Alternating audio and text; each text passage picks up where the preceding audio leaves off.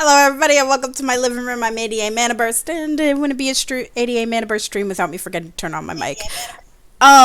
So yeah, welcome very much to the stream. Today, we are doing the Witcher TTRPG, which, again, is a part of our TTRPG Appreciation Week for Extra Life, where we're trying to earn money for our fundraiser to go towards children's hospitals. So yeah. We're probably gonna jump into it. Today we have our special guests, John and Pyrus, who you can see right there. Yep.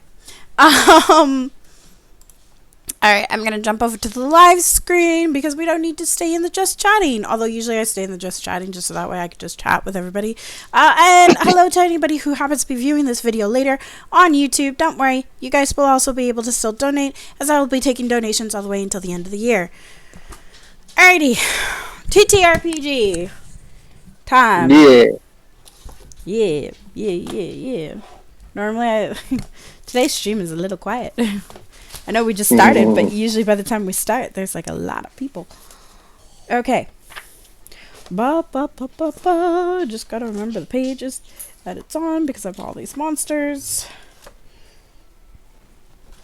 It's after that, but before the monsters, I think.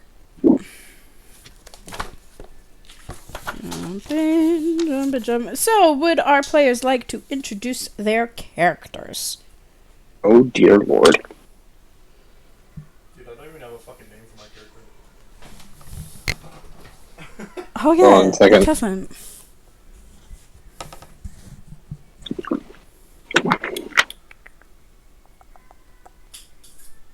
Let me pull up. Booty hole. What?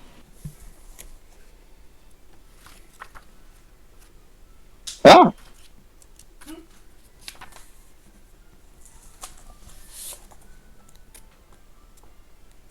Eh. Eh.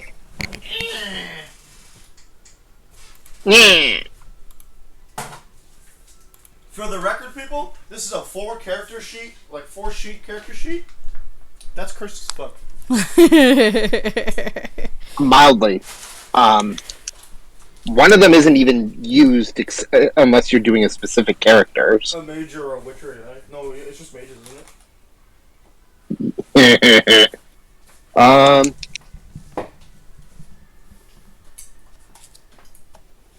So my character is Yorl, a male elf at the very young age of 51.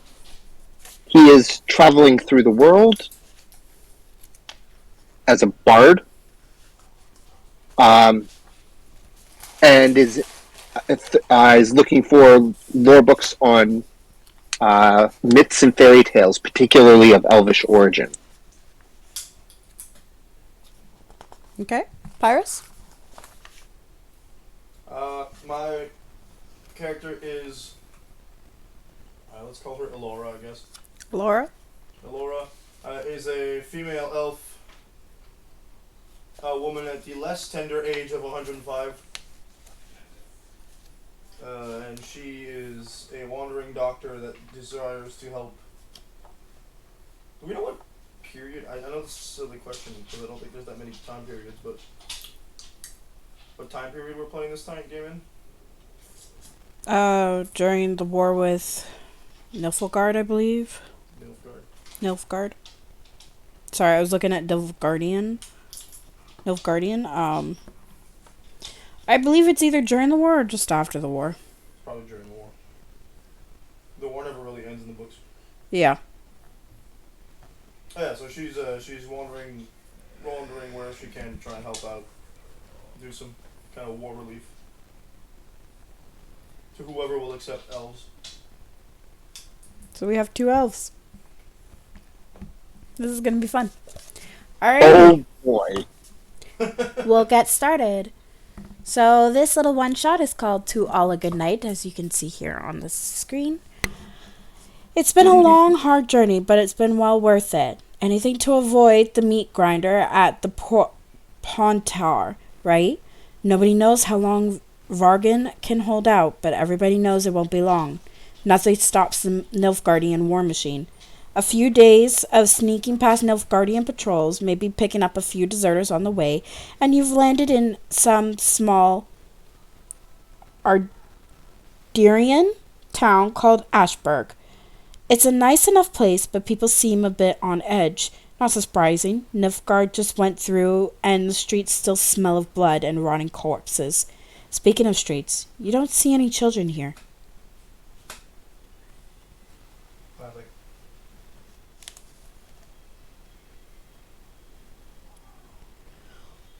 Alright.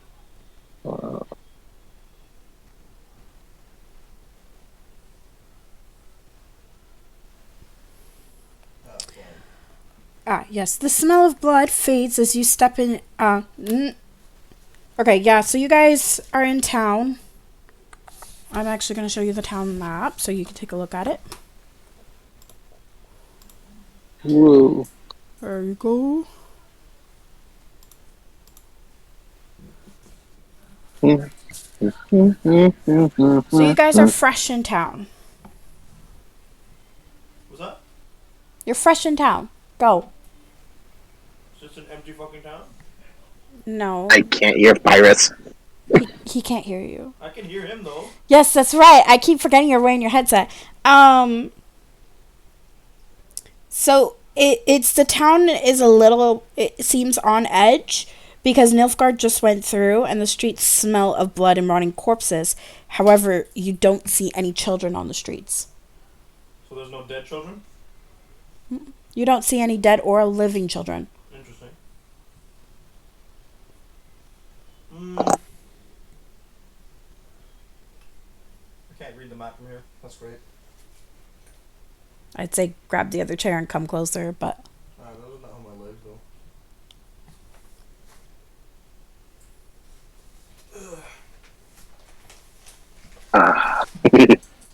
I guess I'm looking for an inn of sorts, a place to at least. okay. So you are able. Eleanor. Alora, yes. I should remember that name because one of my favorite characters. Actually, no, she's not even one of my favorite characters. Anyways, so as you're wandering around Alora, you find that the Wolf Head Tavern happens to be open. So what part of the country are we in? Oh? I said all of this earlier already. Ardonian? That's why I don't remember. Ardirian? I can barely hear Pyrus. Ardenian? What? Aedirnian. I don't know why my brain erased everything. Adirian? That sounds about right. Yeah, I thought that's what I was saying, and then I kept correcting myself because that one kept forgetting. You said Ardenian.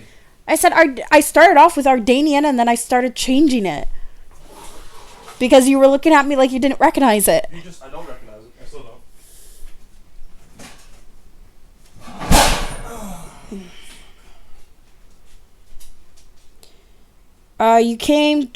You've been avoiding Pontar. Does that help? The Pontar's the river. Okay, so you're by the river.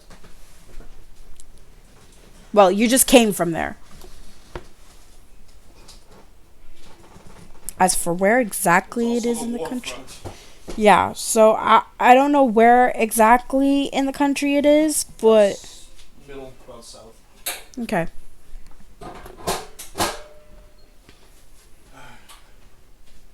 Oh, it came apart. Yeah, I didn't grab the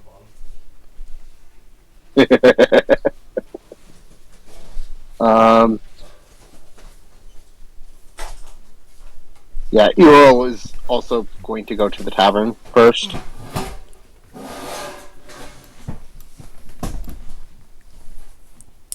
Okie doke. Alright.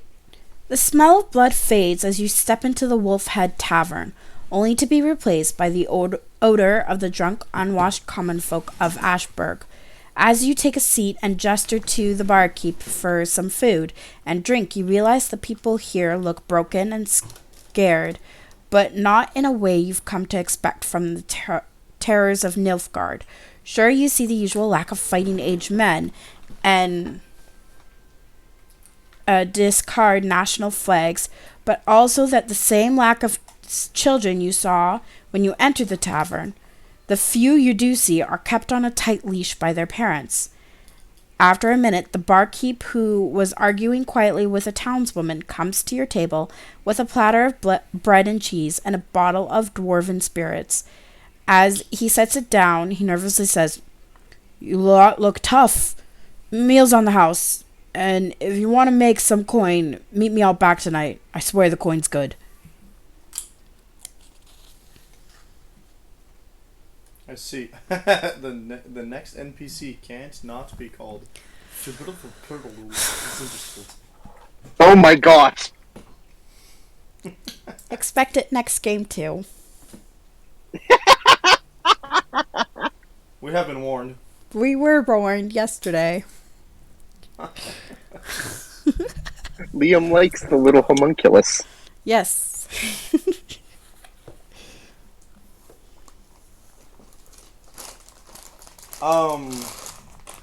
Do we look tough? Yes, you guys look tough. Bruh. Looks. I look tough. Eorl is wearing. Barely looks like he's wearing anything really. He's wearing an open face shirt with billowy sleeves that have long slits down the length of them, like shoulder to elbow and then elbow to wrist. Okay. Perhaps it's because we just look non-broken. My character's just dressed in like the most basic clothing you could find in a human settlement. Okay. Okay then. Alright. I'm Eorl, by the way. Elora, I did not expect to see another elf this close to the warfront. You guys traveled here together. No one said that. I did when I was reading the front of It it. sounds like we just introduced ourselves to each other. Yep, okay, we'll go through with that.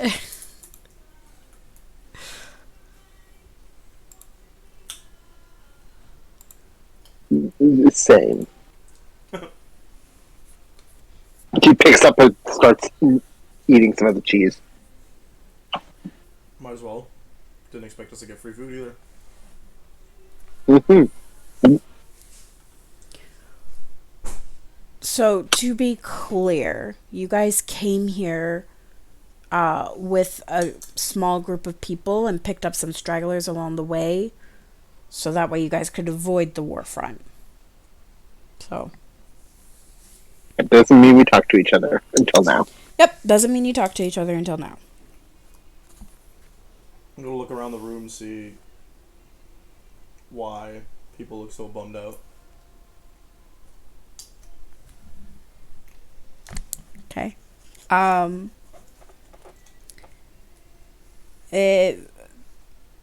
There's a lack of children, and the children are being kept on a tight leash as far as you could tell.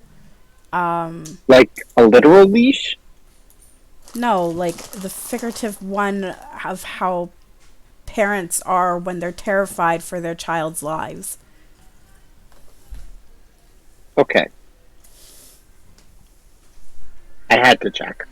It's okay. It's okay. It's only fair. Huh. I walk up to one of them. Excuse me, sir. I walk up to a nearby fellow. Excuse me, sir. May I ask what happened here recently?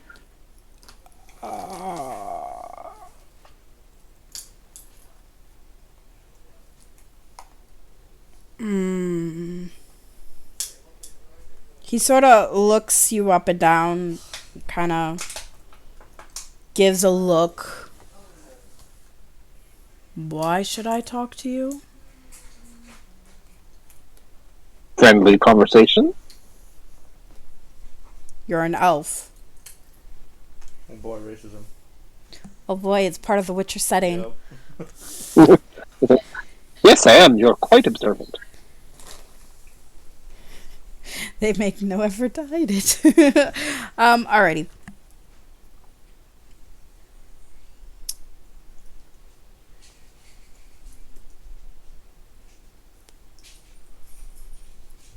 Okay. Well, he kind of. Well, duh. But why would I talk to you or your kind? Friendly conversation. Nothing's friendly with your kind. Well, that's a matter of perception. Also, person.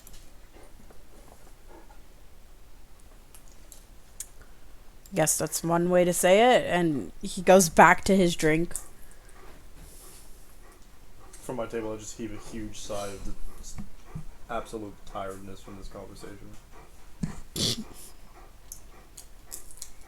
Earl doesn't look too put out by it. Okay.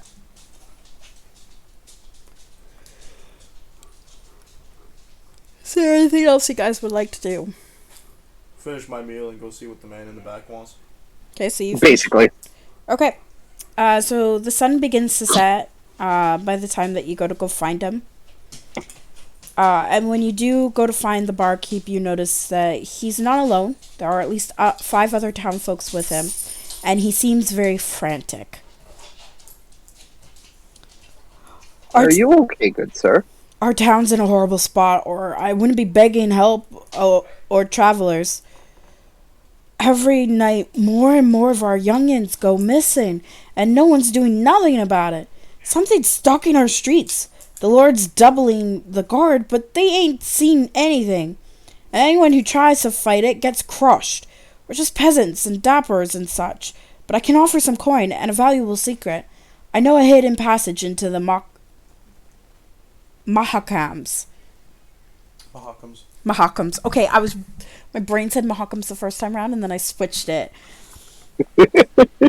I'm always so worried about pronouncing things wrong. Okay, I'm actually gonna turn this like that. Okay. Everyone knows you can't just head west. You'll be spied by black scouts, and that's the end of ya. Just last week, Henry found 2 corpses out south here. Crucible's work.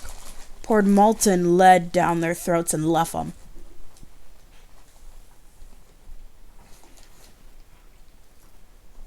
Right. That sounds unpleasant.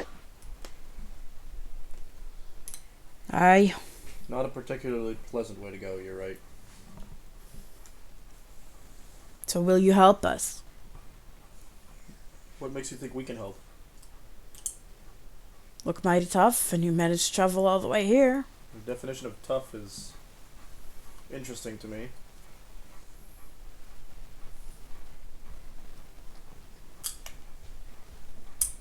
You considered paying a witcher? Aye, but none have been through. We've not been able to find one. That does pose a problem.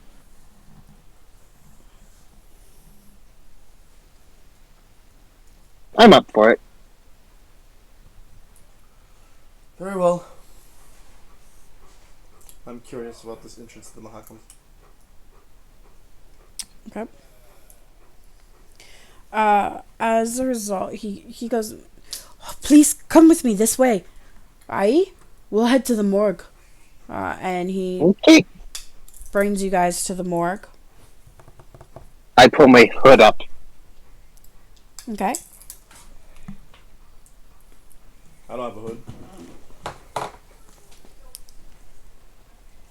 As you get there, you meet a reedy elf by the name... A reedy elf. Yeah,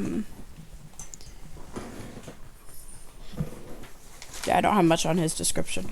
But the bartender goes, "This is Oren. He's the town's best mortician. He's a quiet man. It doesn't talk." I say hello in Elder speech. He looks over at you and nods his head. Yeah, I have that too. Banger.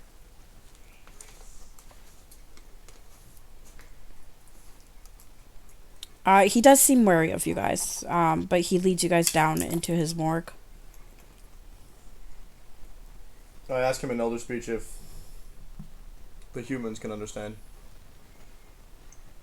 our language. Depends. The ones that tasked us to do this. Don't know. Never spoken to them. You just stay here in the morgue? Yes. And he continues onwards. That checks.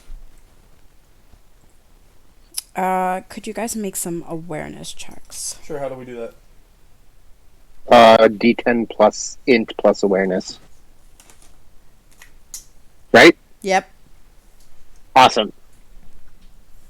Like I said, I just watched the videos in prep for this. And I have a +8. To anybody in the audience, should you ever want to play The Witcher TTRPG, they have a YouTube channel where they have 4 videos that teach you how to play. I got a 15. 15? I got an 18.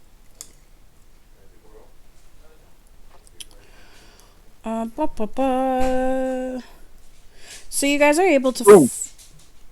Wait, that means I got a critical. Yes, it does.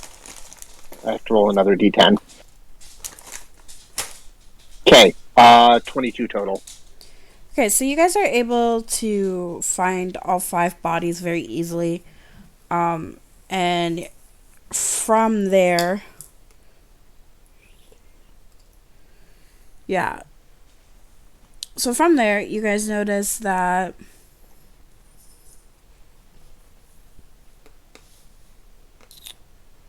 you said you got what? I got a 15. You got a 15 and you got a... 22. 22. So, Paris... This is weird. It's somewhere in between. You're able to tell that the wounds are inflicted with a weapon, at least a meter long, and half a meter wide, and verbally ribbed. And,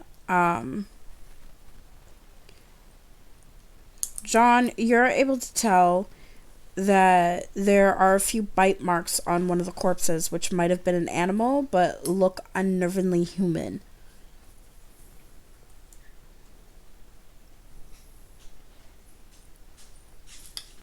That's mildly disturbing. It's not a weapon I've recognized. Those are teeth marks. Pardon? No bite marks here. I point them out. Those are teeth marks. Like people teeth. Can I try to identify what kind of creature made it?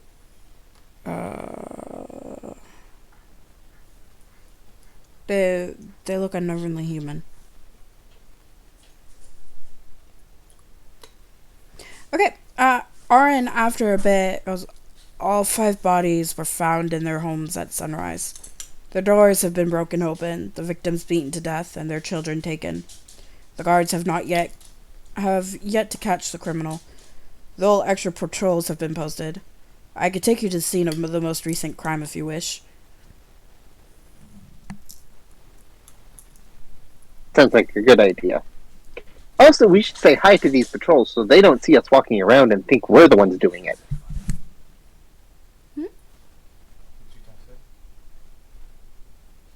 Whose cell phone is that? I can't tell what phone it is. I think that one's mine on the charger. No? That's not on mine.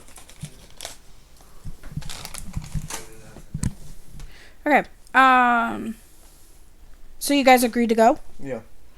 Alright, so Arn is going to guide you. But John did say to maybe give the guardsmen a heads up so we don't get shot. Yes.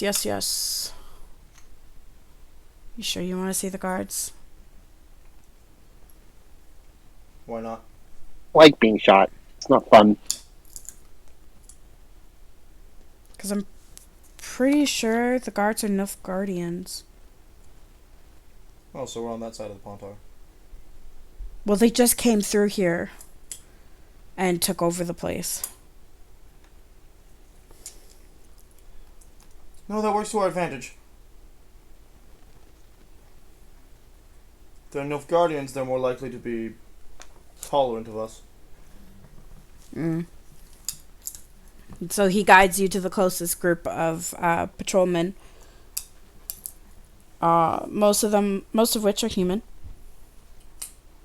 They all look at you, very confused. What can we do you for? We seek only to inform you of the fact that we're going to go digging around about the events happening here. Whether or not you care is less important to me, is so that we do not get arrested for suspicious activity. Alright. Our owner asked us to help. Town. It's not like we live here. How long have you been in this town? Few days. Few of the men have been here a little bit longer. They've been patrolling for longer, but most of us have only been here a few days. Have any of your men disappeared? Nope.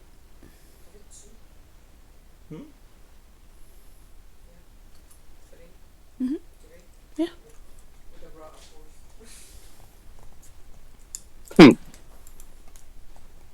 Run that one by me again? Most of us are new in town, as we were brought in.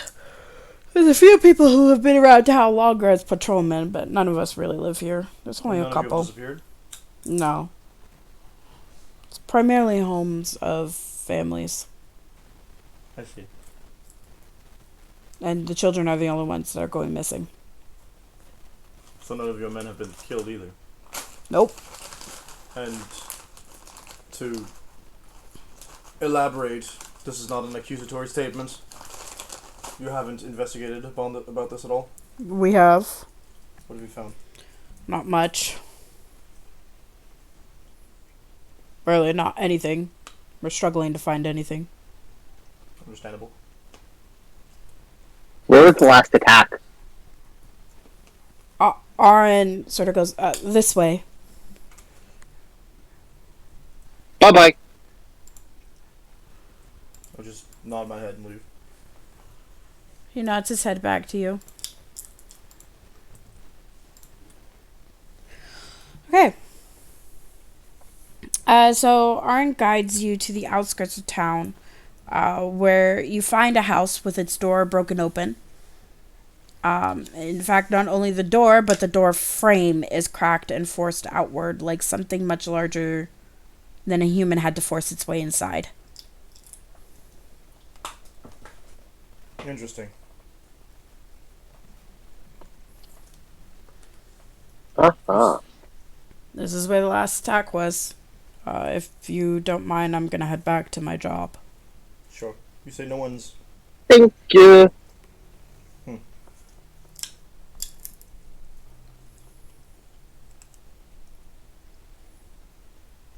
Incredible that no one's been a witness to this. Yeah, you think they'd hear something. This much breakage? Can't imagine it being very quiet. Seems like it was made by a beast.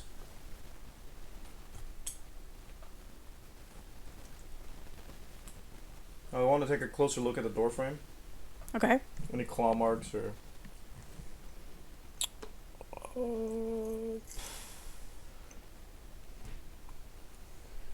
It. I don't know. Give me a sec.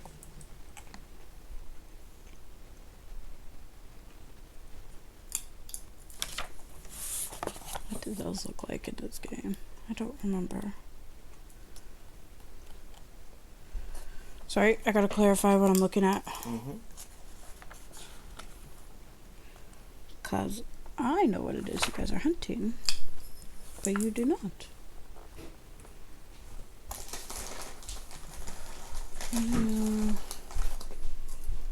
Where are they? Okay, 4305. Just because I don't remember that tiny little itty bitty detail. And I don't say anything in the book right away, so I'll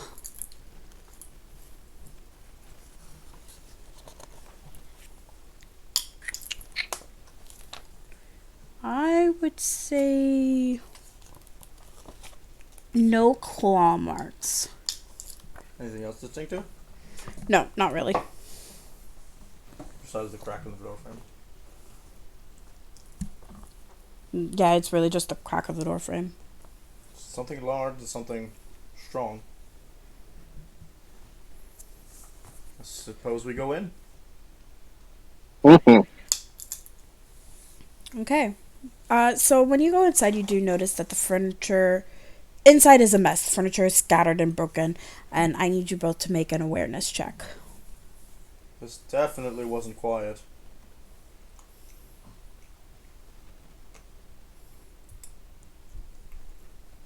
Just awareness?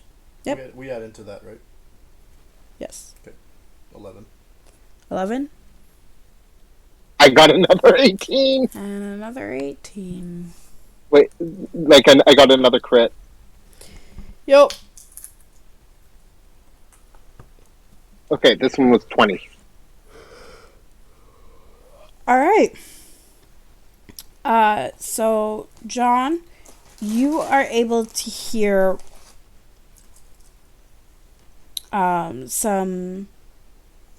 you're able to hear some sounds from the adjacent room. You do not, Pyrus.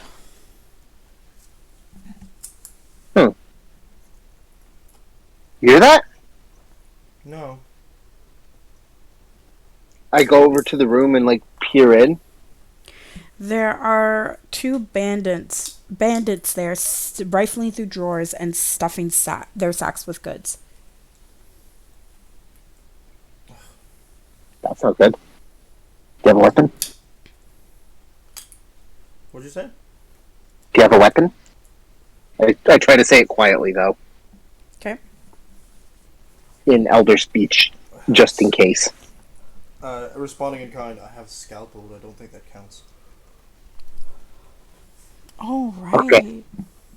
I pull up my pant leg, and I pull my dagger out of my garter sheath, and I hand it to her. I will take it. This is against self-defense, I suppose. Sure. I pull out my bow and an arrow from behind my thing.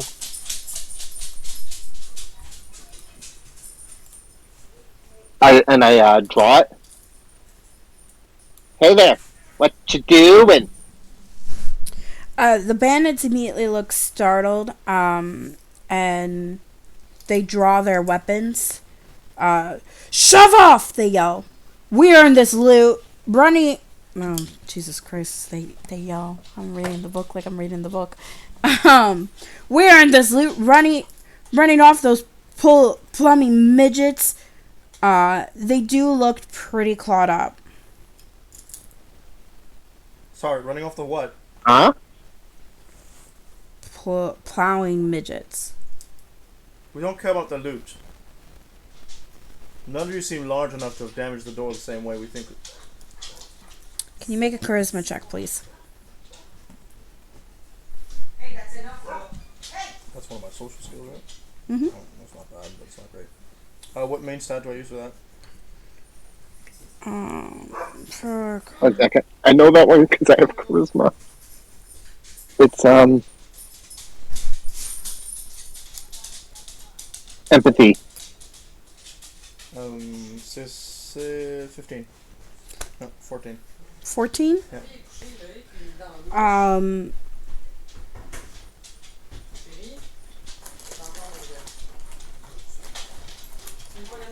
They keep their weapons ready. They're still pretty agitated. You're the ones who made the mess in the living room. What's it to you? Trying to figure out what kind of damage the creature that probably walked in here and killed the homeowners. Might have done. They Ransacking the living room's one thing. they're I'm go ahead. no, you go ahead. No, it's okay. Go ahead. See, I'm more interested in these midget things.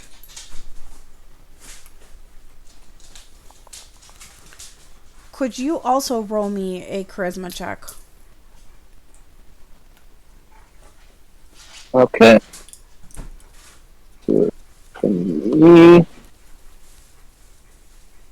that 1d10 plus 13.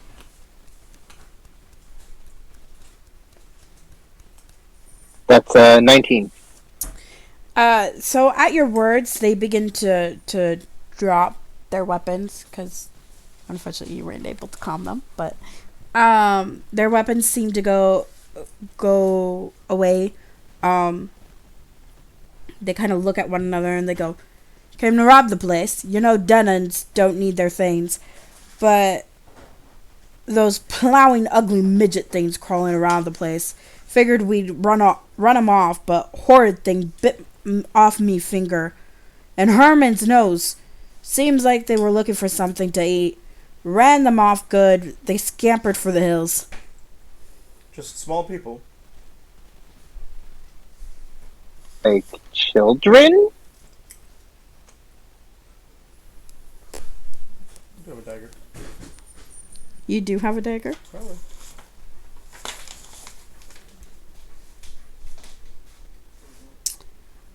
I don't know what they're using to call these. I don't know what they're saying is midget things. 10 out of 10. They don't tell me. They just keep saying plowing midgets. So I assumed they were talking about dwarves, but apparently they're not. Pretty violent dwarves. I don't think they're dwarves. I think they're something else. Ah, yes, there's something else. Not humanoid. Describe them more. Huh. Crap. Give me a second to find what they look like. Interesting. What's interesting is he's calling them small, but the damage suggests something large. Yeah. You don't think there'd be more than one monster in town? I don't know a lot about monsters. Outside stories. Likewise. How many of them were there? Many. Oh, you can't count. That's okay. Sorry. They don't give me all the details, which is frustrating. A dog. Pull that down. Where are these things?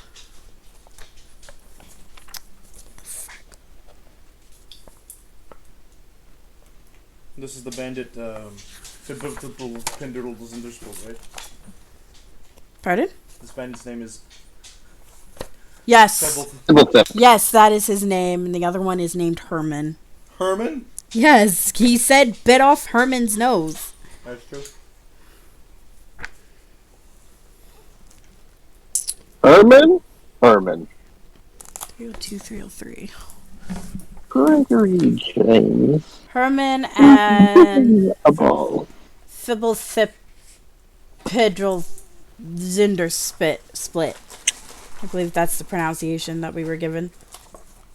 Oh. What the fuck? Ah! Are they humanoid?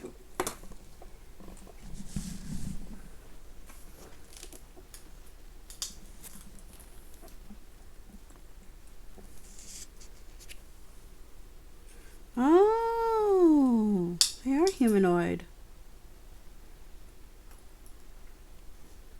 They're little beasts.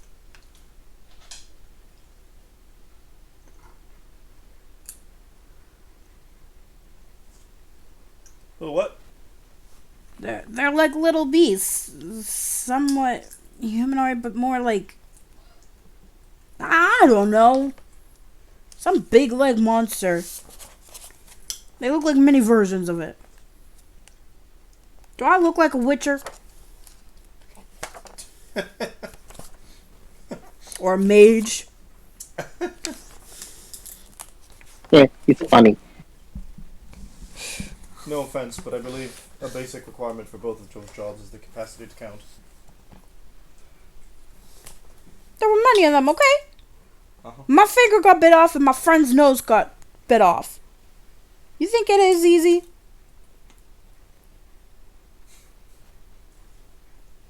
Did you kill any of them? No. No silver then. They went running for the hills. We scared them off. We ran them off. Mm-hmm. Which direction did they go? They went for the hills. Did you see anything in large? No. Gotcha.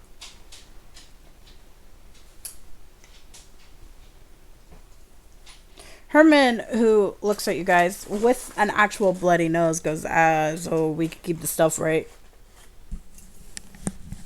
Honestly, don't care. You have 5 minutes to get out of this house. We're going to get the North Guardian card. They grab, they grab their stuff and they go running off. I holster my arrow and bow. Looting the dead. Kind of rude. War brings out the ugliest parts of the mortal beings. Anyway, True. I don't believe we'll be able to take on a horde of little things.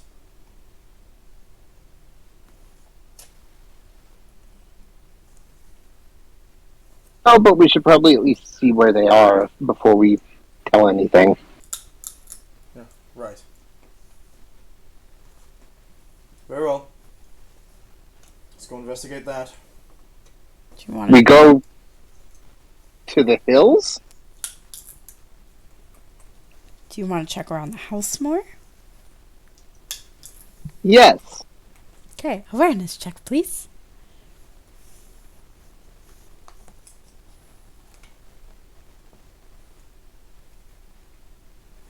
Um, 16. 14. Okay, so John, you're able, actually both of you, you're able to tell that this creature was bulky enough to break the door frame. How does something this big sneak around the guards? Changeable size? Okay, that's two things. Size and noise.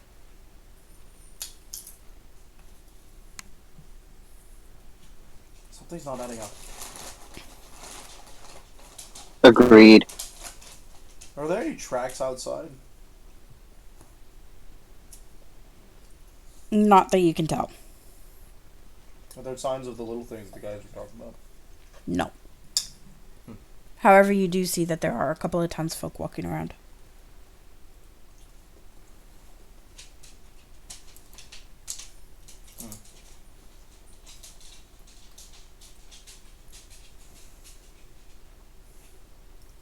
My hood is still up. I walk up to him. No, we're still in the house. So yeah. Yeah. I don't know if there's anything else you wanted to check. I suppose I'll check the bed chambers because that's probably where they got attacked. That's actually where the bandits were. Oh, okay.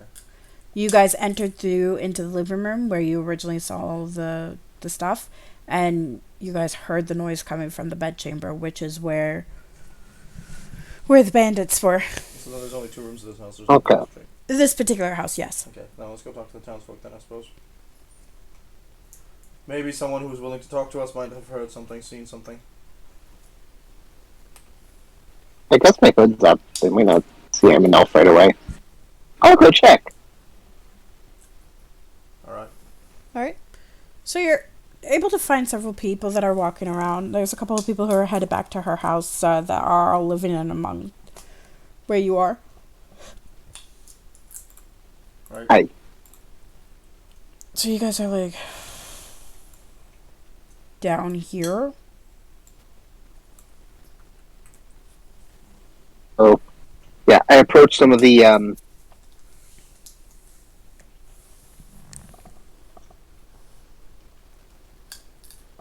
I approach some of the town folks walking around.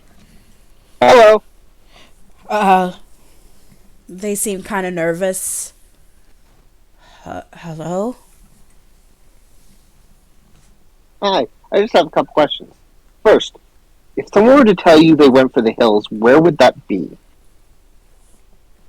Um, Towards the hills. And he points off into the distance where you can actually see some hills. Ah. Also, have you seen any, little tiny beastie things?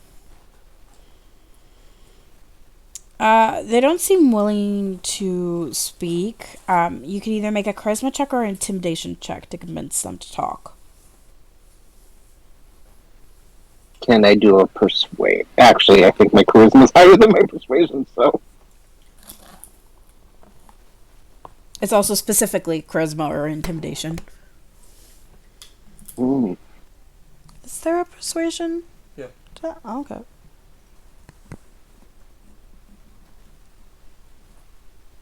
Yeah. I'll do a charisma check. Okay.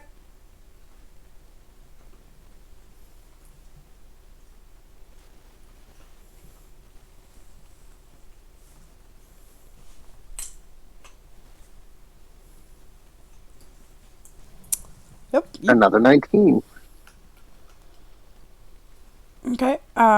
They go. Are you looking into what happened? Oh, as far as little creatures go, I don't know what you're talking about, but that night I heard cracking of wood, a deep singing voice, something unintangible. No, horrible, horrible fight. I couldn't go and check.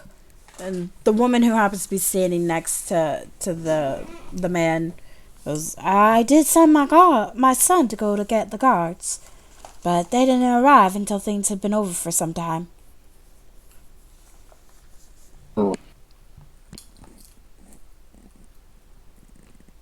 Thank you. They nod their heads and scamper off to quickly get to their homes. Did you go back to Mara? Did you notice the hills? Because I didn't notice the hills.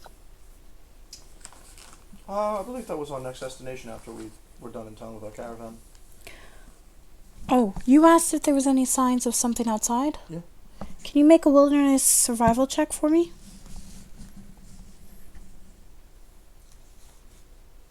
Wilderness survival. Int skill. 15, no, 14. 14? Yeah. Okay, so you are actually able to find drag marks. Drag marks. Yep. They go to the hills? Yep. Also that. Took the liberty of looking around while you tried to get some information out of them.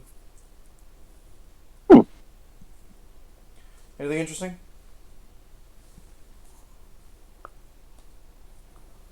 Where do the drag marks lead? The hills, apparently. But I think Alora is asking your character if you found anything interesting. Ah. Yeah, they actually did hear... Some of the neighbors did hear stuff. They said... one of them said they sent their son for the guards, but it was a while before they actually got there. Interesting. That checks with my experience with guards. I don't believe that the Nilfgaardians have a vested interest in protecting the people here, so yeah.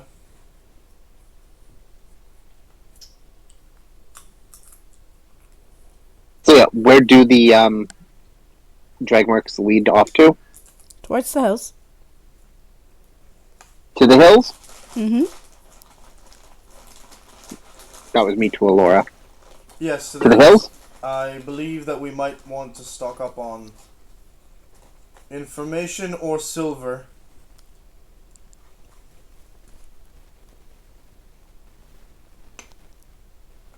That seems like a smart idea. Let's go do that. So do they have a blacksmith? They do not. Information it is. Right there, just a stinker. There's currently just a tavern, the morgue, the 2 manors, and a bunch of homes. I don't give a shit for rich people, so. Maybe the bartender that gave us the job might be able to help us a bit more. Let's go check. We'll head to the tavern. So you guys head back to the tavern. It is quite quiet at the moment. Nobody's really around as the sun has set and it's dark out, so many of the families are hiding in their homes. The barkeep looks up and sees you. Oh, how is your investigation going? Did you find out anything out? Kinda. Do you know if anyone's seen, like, little tiny beastie things? I don't know what you're talking about. Although, Aaron might be able to help you. No. The gentleman we met in the last victim's home informed us that they were attacked by small midgets things. Midgets? That was the word they used. I just say tiny beasties. Oh, the sun hasn't set yet. So it's still sundown, but the sun hasn't set. Which is interesting because everything else points to large creatures. Maybe something from the caves? We were pointed towards Where are the caves? Towards the hills. Well, we're worried that we would not be equipped well to defeat any sort of creature. Unfortunately, there won't be much in the way of helping you get tools or weapons. Though you managed to make it all the way here. You say that like it's an impressive achievement. That it is. We're just traveling caravans. Not involved in the war. Filled with refugees. But you had to survive the travel? Surviving the travel isn't the same as fighting off creatures of chaos. But most travelers do have to fight off creatures of chaos. No, they don't. For the most part, if you meet a creature of chaos, you die. You stay away from battlefields, to stay away from ghouls. You stay away from haunted areas, to stay away from wraiths. And if something looks odd, you don't approach it and you go the other way. Very, very true. But don't most caravans hire people in order to protect them? Yeah, they're called witches. And I'm guessing you broke off from the witcher that traveled with you. I don't think we had one. So then that's even more impressive. No, it's lucky.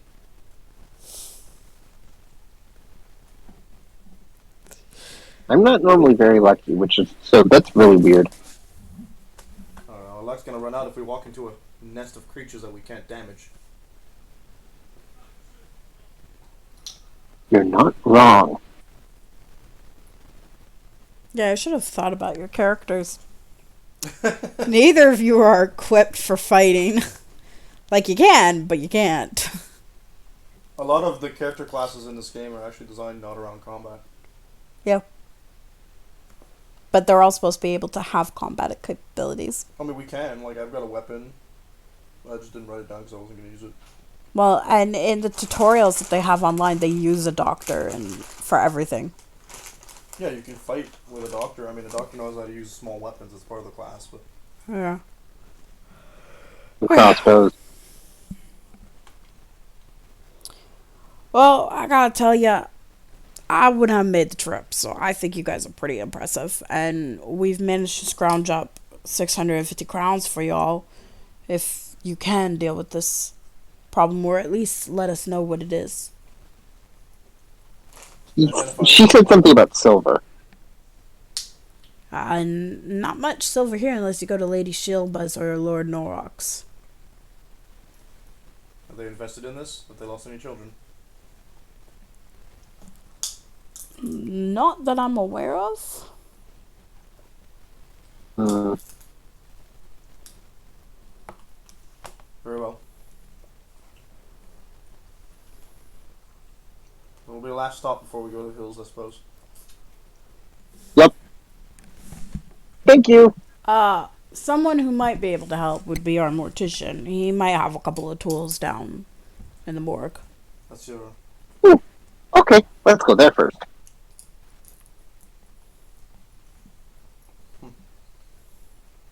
Very well. Good luck.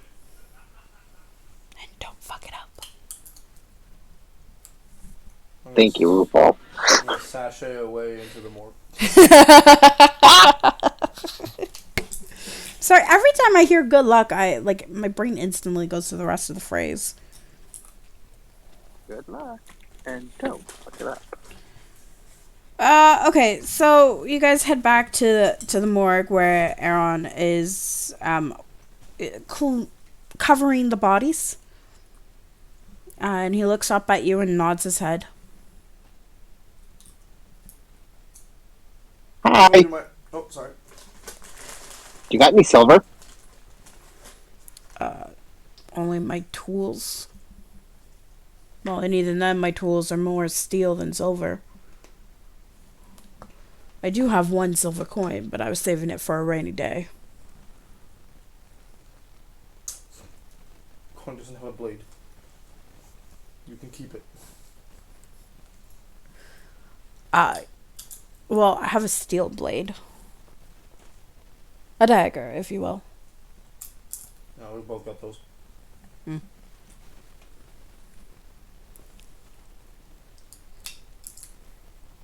Have you been able to make any headway with your investigation?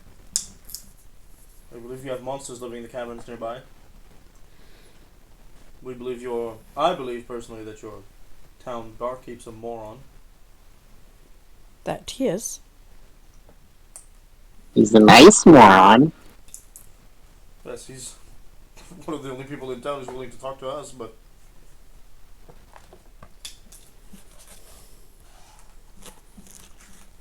he's misconstrued traveling equals being able to fight monsters, apparently.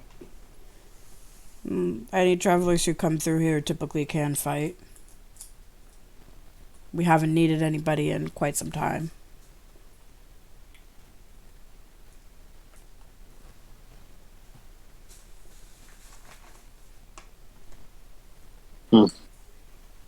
Well, let's go check that Lord Norok's manor. Sure. I think maybe you should stay away from the manors until you're called for. They don't exactly like guess. By guess, do you mean elves? No, just guess. Anybody who's not of nobility. Of course.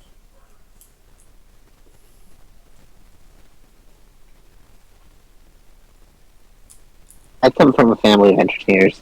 I'm not noble. I don't think we consider nobility ourselves, no matter what we do.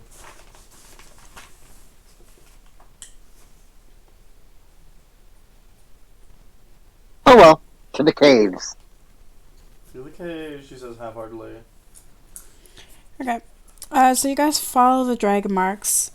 And because of the wilderness survival check you got, you're able to follow it very well.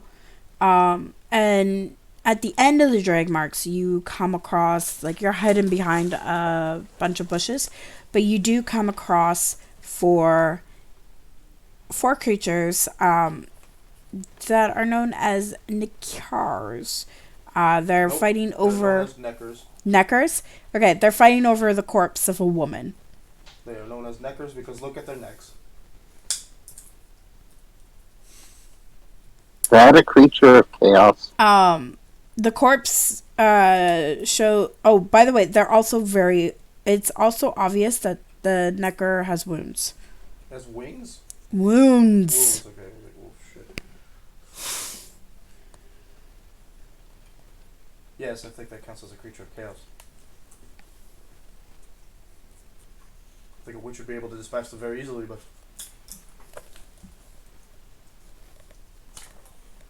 no, That's not so much. I don't think so.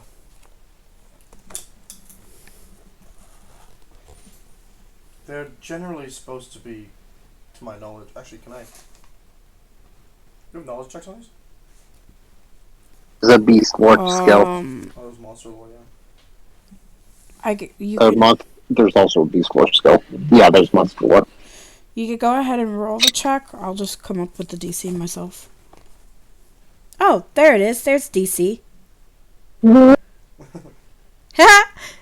monster pages have DCs. Oh. And they have 2 separate That's DCs. They have a DC for the comic book and a DC for the Witchers. I have 12. You have a 12? Awesome. So you recall reading that Neckers are horrendous little beasts. Folks say they live under bridges and prey on travelers who get stuck or lose their way. They are horrendous little troll-like things that hunt in packs. You get enough of them together and they'll strip a horse of flesh in a few minutes. If you run into a group of Neckers, it's best to spur your horse and ride as fast as you can. If you're on foot, you got one hell of a problem. Try lighting a torch or heading for a city. Fire should keep them at bay long enough if you're lucky.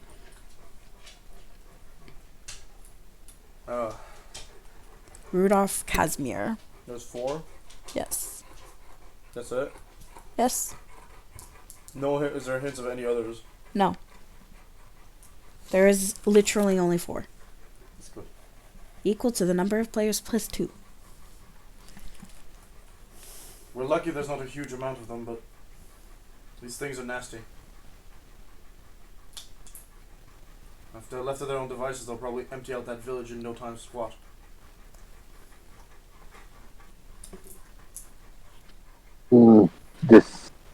That sounds not fun.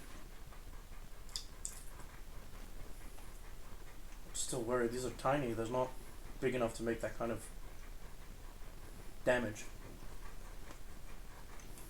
Should we try to kill them? I don't like our odds. I don't think I'd like our odds even against one of them. They look feisty.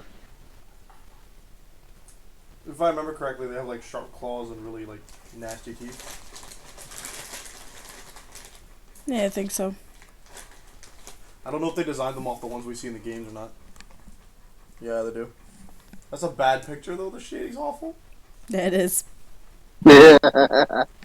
Sorry, even if I wanted to show the audience, I don't think I can. Oh, you can. If you really want to, you can find one on Google. They're common enough in Witcher 3.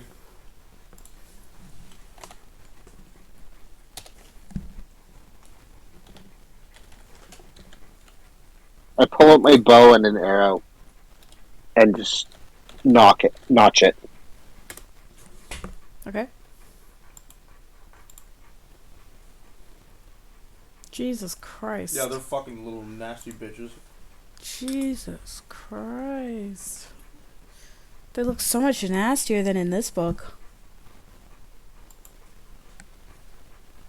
Now you know why they're called Neckers. Yeah, because, like, I couldn't even tell in this. Oh, yeah. There's a couple of them where you can see it. Neck. Yeah, there's a couple where you can see it. That's a better picture. So, I kind of want to try and take an aimed shot. there we go. An aim shot? Like, targeting specifically the head. Okay.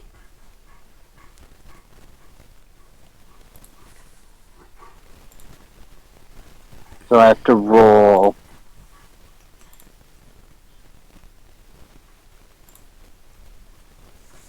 1d10 plus my archery plus my dexterity. And then I take a -3 penalty for the called out shot, right? Yep. Oh, you're calling it out? Yeah, I'm aiming for the head. Oh, yes, yes, yes. Called that if I'm aiming for a specific body part, I have to take a -3 penalty. Yes. Okay, Sorry, I'm let's just see. trying to figure out their health.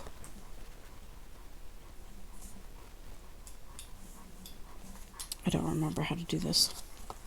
That's a 23 to hit. You hit? You already rolled, or is it?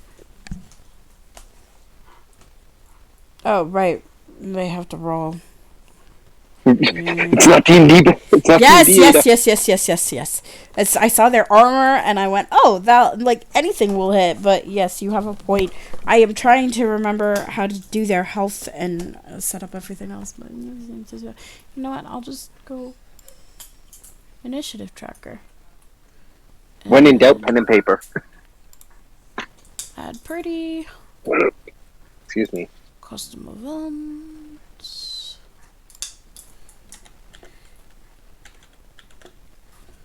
Nope.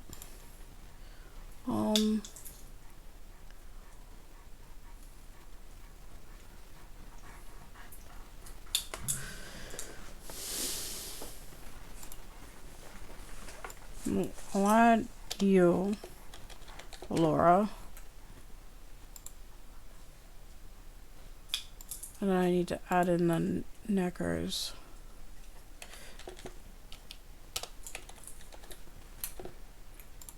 One.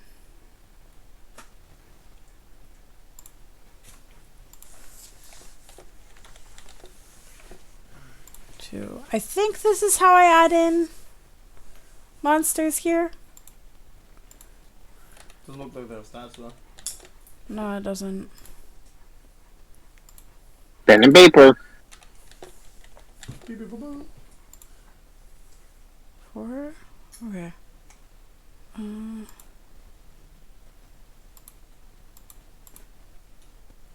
Well, What have you done? I don't know.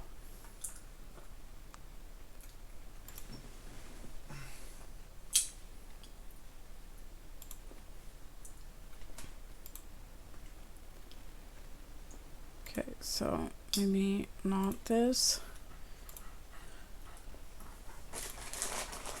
Okay, if I gotta start combat. Yeah, okay, it looks like I do have to add them in. Also, how far?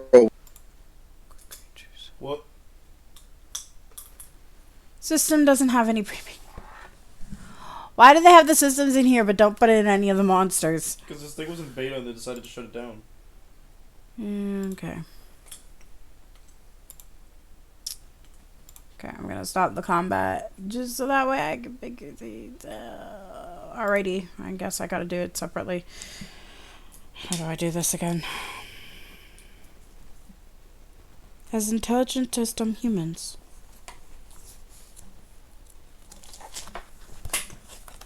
I do know how to do this. I do, but there's been a lot of rules that I've been reading through recently.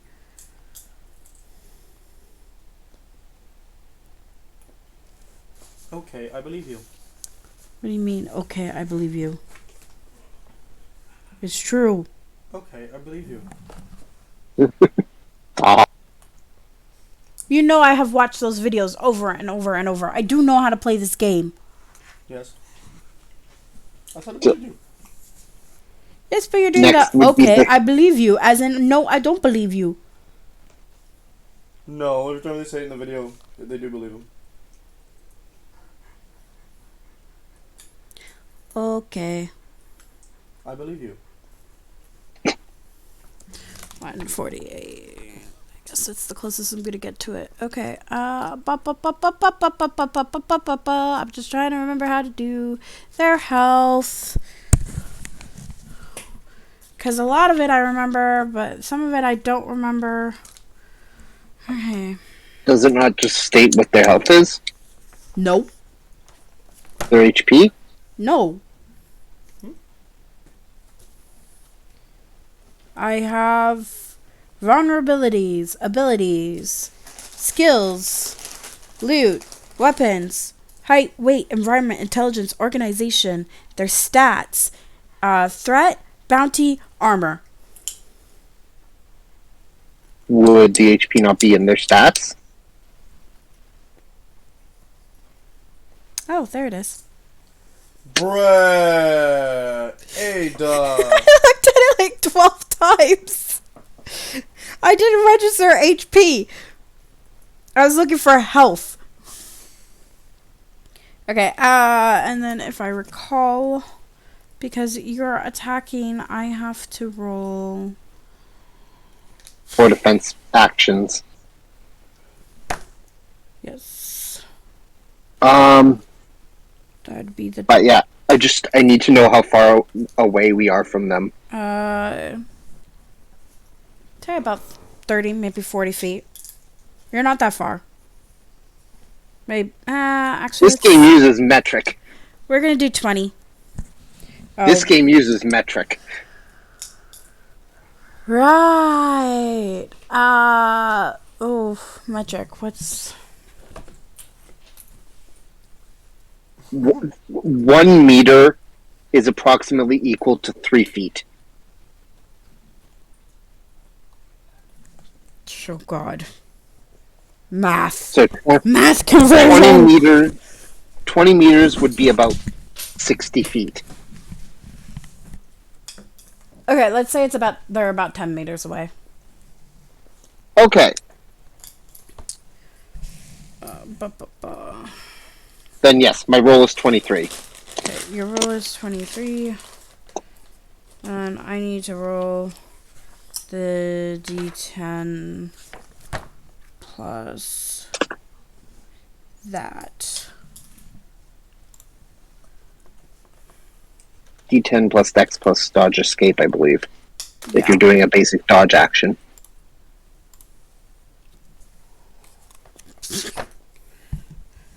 Oh, and you have advantage because they don't know you're there. What do we do again? Oh, do I get a bonus for that? I am quickly checking to make sure. Fumble chart. Nope. Critical wounds, simple critical table, complex critical table, difficult critical table. Where is it when you don't notice? Dog, what are you looking for? If you, page 164. Okay, I'm off by one page. Also, are your arrows steel or something else? I have standard arrows. Standard? Okay. So not silver. Be iron or steel tipped.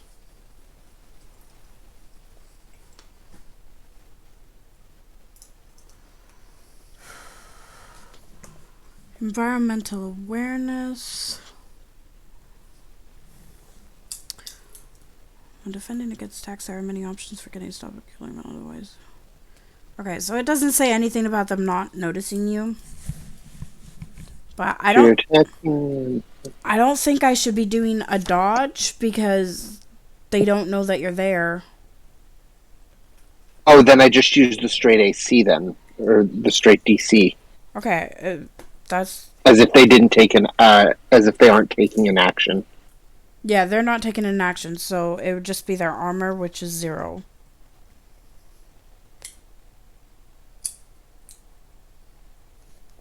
So it's a hit. So I was right in my thinking originally.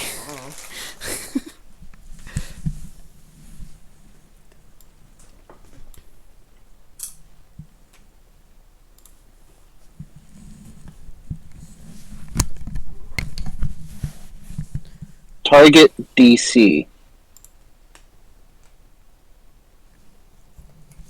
15. 15 for... Oh, for your hit? No, for No. on page 164 it tells you you must beat its target DC augmented by its size. See size modifiers. Oh, there they are. was +2.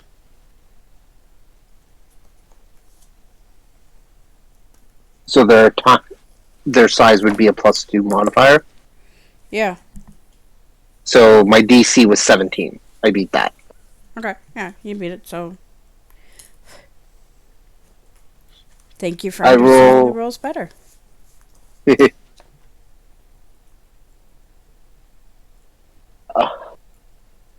Oh, the rules of this one intrigue me because it's so different from. D&D? Yeah. Yeah, that's why I kept rewatching the videos, because when I first started looking into it, I was like, okay, I really want to understand how to play this game, and I still don't completely understand it, but it's a lot of fun to So look at. I roll 3d6 plus 3, and I have one less arrow. Okay.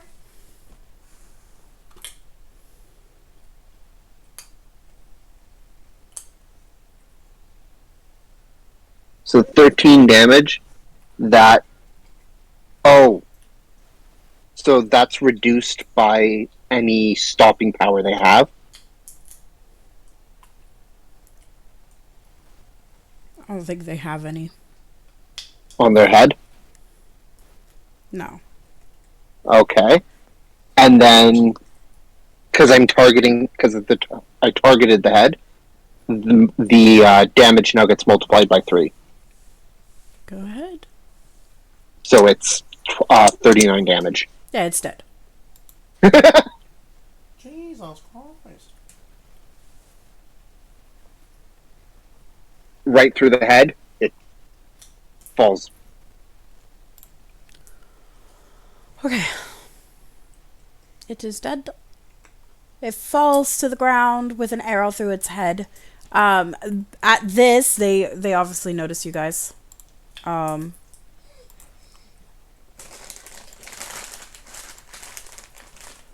So they know you I guys. want to use my extra. Or no. I guess now combat properly starts? Yep. Or. Yeah, combat will properly start now. Okay.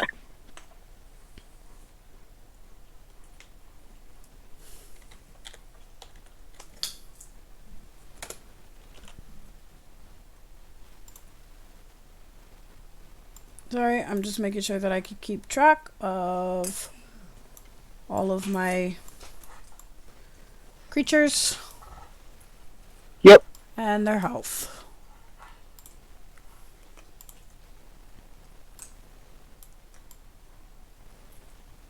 Neck.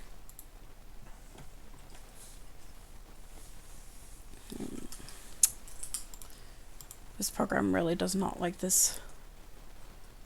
Why not just copy Necker 3 times? That's what I'm trying to do. Mm, There it is, copy. It didn't copy. It's being a pain in the ass. Paste.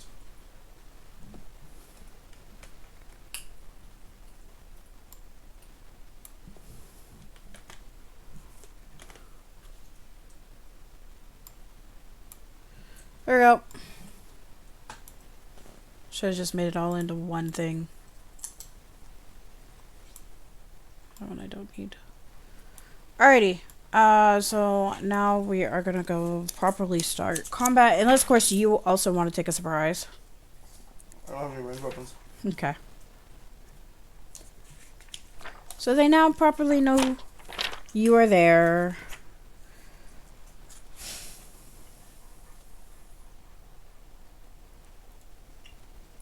Oh dear.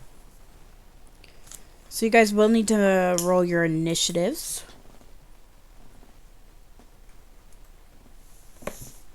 So to roll your initiative, you roll 1d10 and add it to your ref stat. Oh, what's that? REF. Reflex, okay.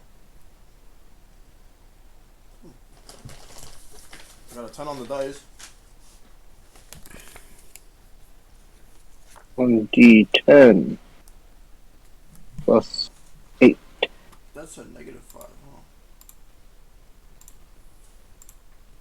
Is that possible? 12. It's either 15 or 5. I don't remember if it was an ink blot or a negative.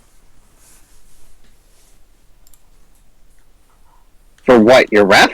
Yep. That, considering you can't have a negative stat. There you go, 15.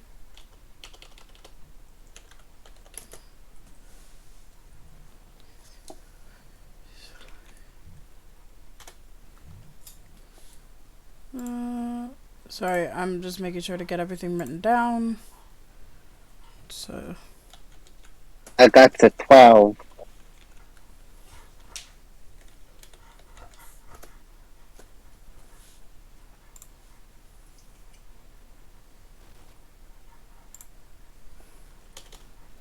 okay. Alora, you said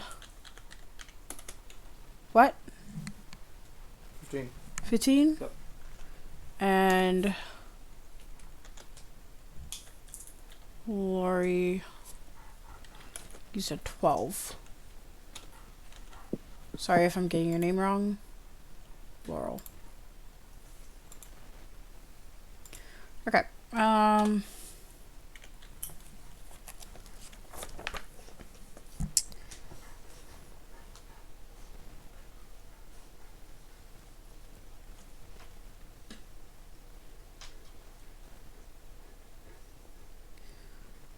I need you to roll again. Are you ready? Yep, roll it again.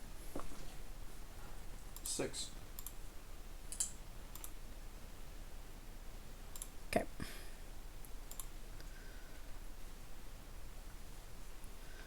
So, Alora, you're actually starting. Banging. Can I just wait until they approach me and stab them with my, I guess, dagger? Yeah.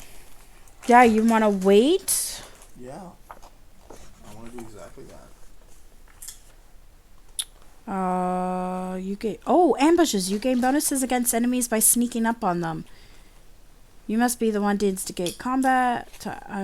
First, make a successful stealth check against a target's awareness check. If you succeed, yeah. You guys managed to do that without the rolls. So I just said that you guys managed to sneak up because you didn't go close enough.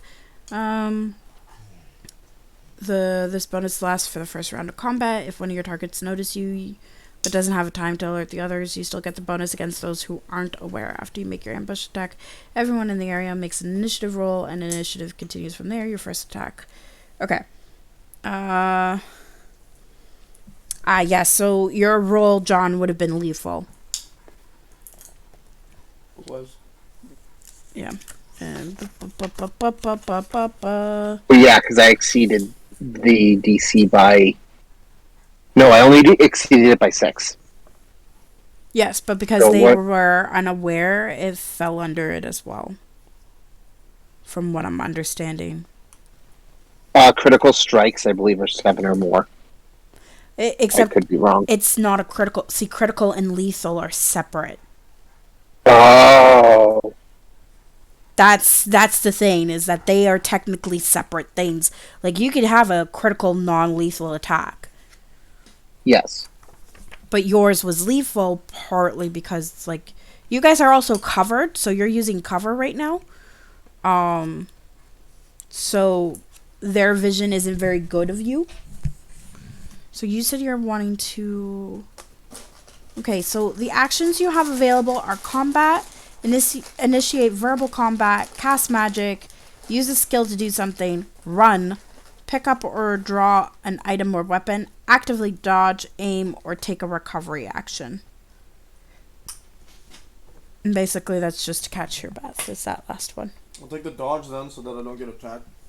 And then Okay. when they get closer, I'll fight.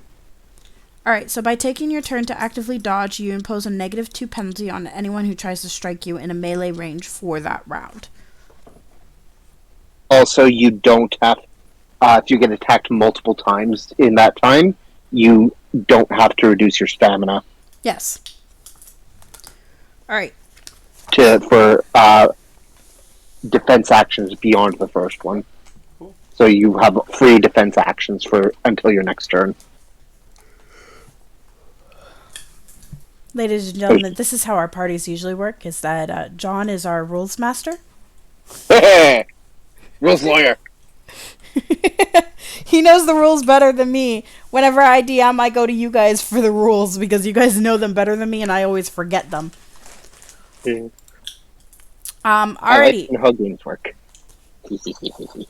So I am going to have the first necker, who is next, run towards where it saw.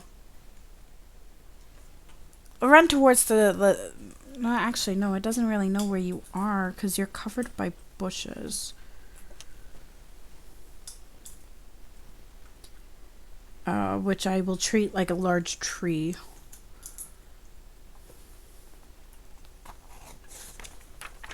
So it's going to. It's not a lot of. The combat's all for players in this book. It doesn't really talk about the monster side of things. Ba, ba, ba. I think it's because the combat is the same. It's just Yeah, it's a like little. how combat functions is the same regardless of whether you're a monster or a humanoid. Yeah. So unfortunately, you guys are not in their line of sight, so they can't really do much, as their view is skewed. So it's going to. It's going to wander closer to where you guys are. And that's going to be its turn. How much closer? It's in metric. We said it's about, what, 20? 10 meters. 10 meters? So I'm going to say it wanders about 5 meters. Okay. That being said, it's your turn, John. Oh, wait, sorry. The other two neckers go first. And they're also going to wander, leaving the corpse behind to go wander towards where the other one is. So they're all 5 meters closer. Okay. Oh, there's the size modifiers. All right.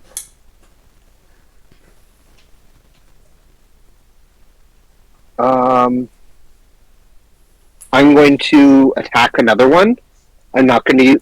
I'm not going to call out, so it'll just be a regular attack. Okay.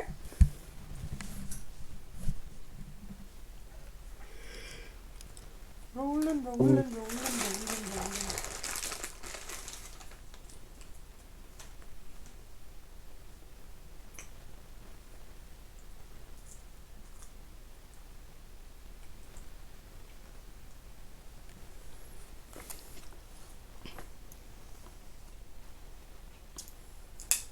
Yeah, I'm just going to.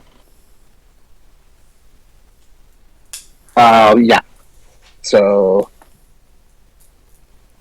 this time it's 1d10 plus my archery, and they're still, well, they're obviously within range, and I'm not imposing any penalties. So, oh no, I fumbled. Fumble. I'm jumping over to the fumble chart. Ba ba ba ba ba ba. So you were making a ranged attack. Can you please roll me a 1d10? It's a 1. Okay, that's good. Okay, no major fumble. So you fumble a little bit, but it's nothing too bad.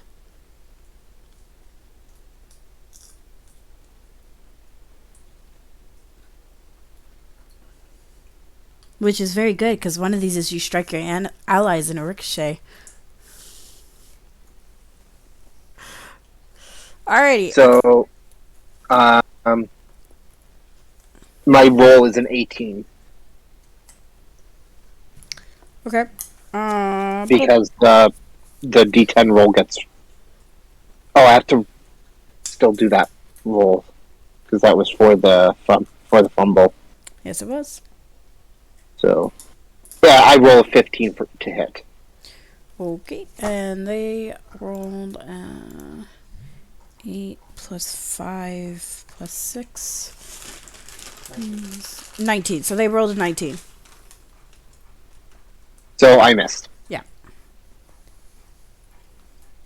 I'm gonna use an extra action. Okay. So I'm gonna reduce my stamina by 1, putting it at 29, Okay. and I'm gonna make another attack roll. Go ahead. And I have to take a -3 penalty, right? Yes. Yeah.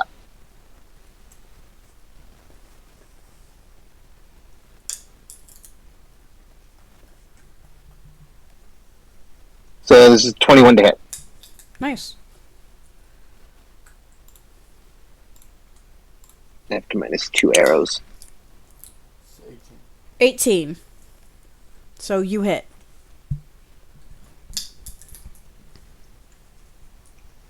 Okay, next is the monster damage location.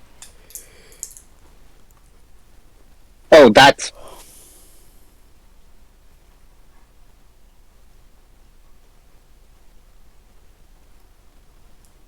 Okay, I understand.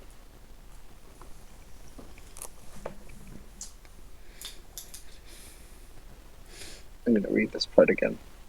Anyway, so I roll a d10. Mm-hmm. 9. Uh, That's left limb. left limb, yeah. So that's -3 penalty times 1/2 damage. That penalty, I should have done -6 to my first attack, the surprise one, Yeah. but it still would have hit. Okay. So go ahead and add the times 1/2 to your damage. So I roll.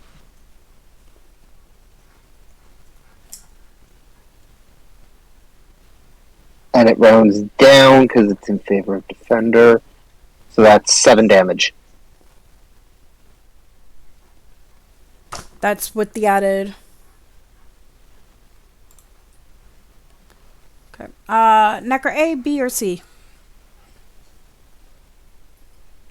B.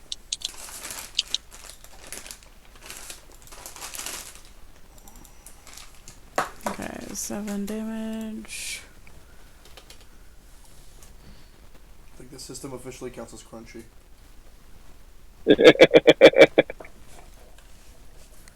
Okay, so you shoot your arrow, and Looks like copying it didn't do what we wanted it to. nope. So I'm gonna get rid of those. Just gonna do what I did last time.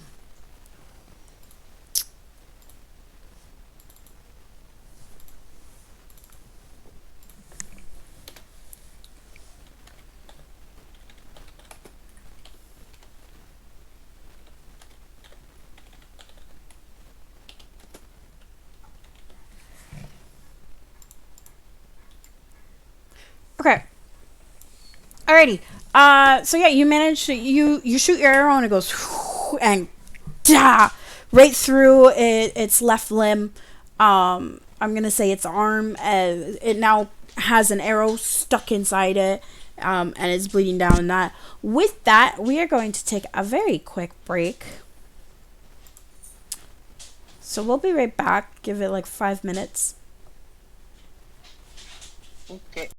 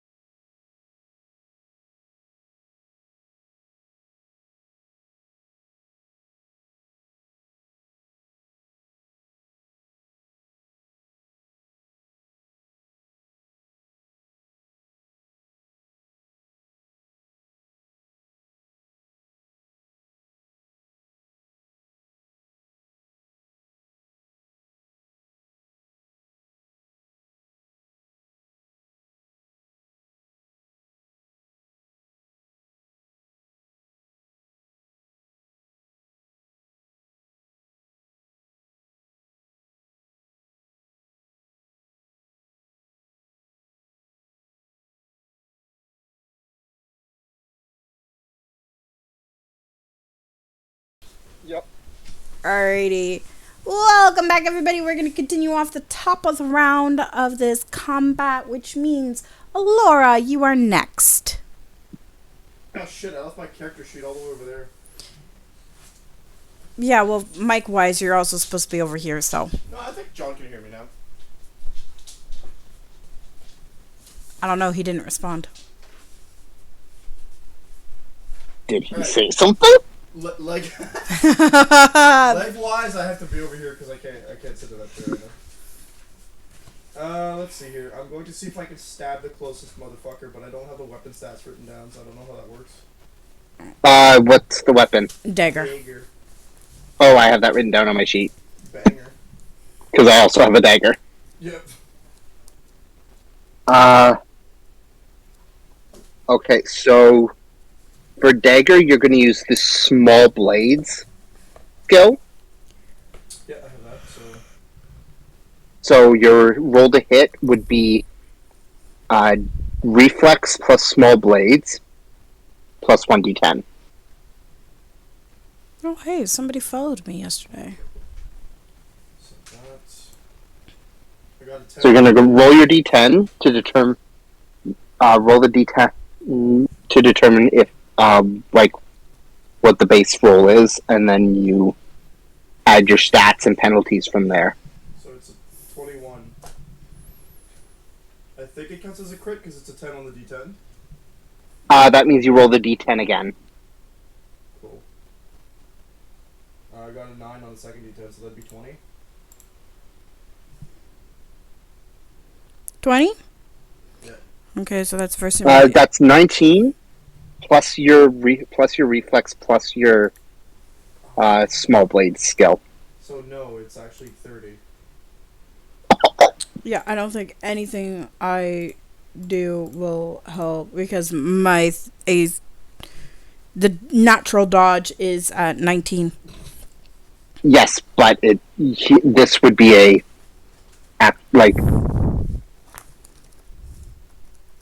It's a critical. they would see her when she moves. Yes. She has to actually approach them. Yeah. This isn't a ranged attack anymore for this. Yeah, no, I know. I'm doing the reflex and the dodge. Since they became aware of the attacking, I've been adding in the dodge while they're not knowing where you're coming from, they can see where the arrow after it's coming to view and allow them to have a little bit of a chance to try and get away from it. So now that they can see her, I'm doing the same thing. So what's the damage? But yeah, I'm pretty sure that's going to end up a critical. Yeah. Critical is if it beats it by 7? Yeah, so critical wounds table beats defense by 7 is simple, by 10 is complex, by 13 is difficult, by 15 is deadly.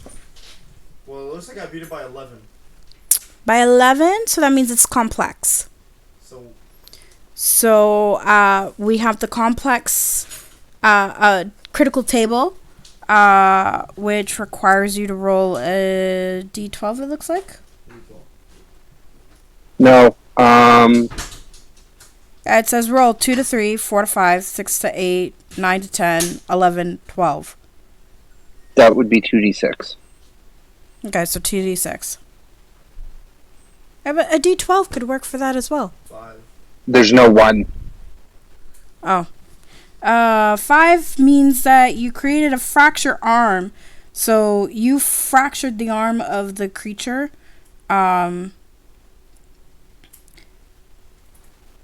So they take...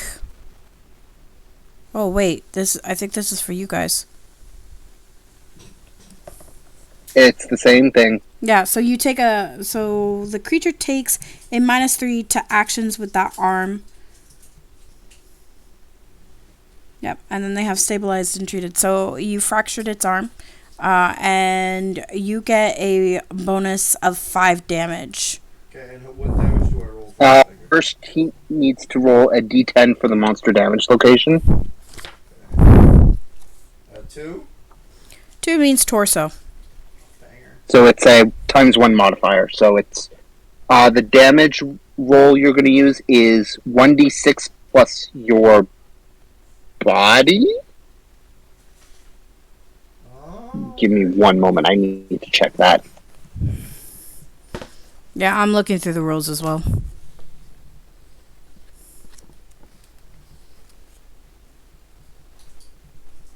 In-depth combat.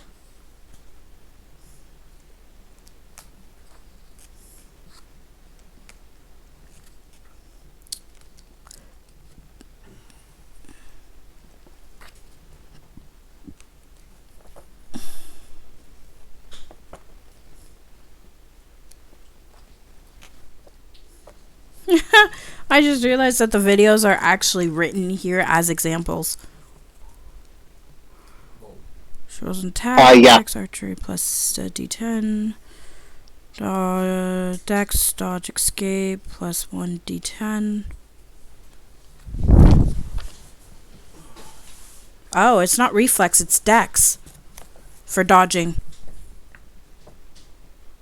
What? But it's a reflex skill. The ghoul rolls a dodge, dex plus dodge, escape plus 1d10. Okay. Oh, what was I looking up? Its reflex will get used for attacks.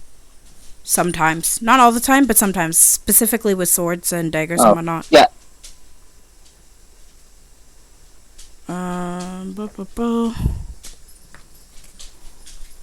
Either way, you still did a critical hit, so I'm not changing that. First, 1d6 plus 2 either slashing or piercing damage, your choice. 1d6. Plus 2. 7. And then you add the 5 on top of that. So 12. and are you hitting A, B, or... Oh, no, you said the nearest one, so that would be C.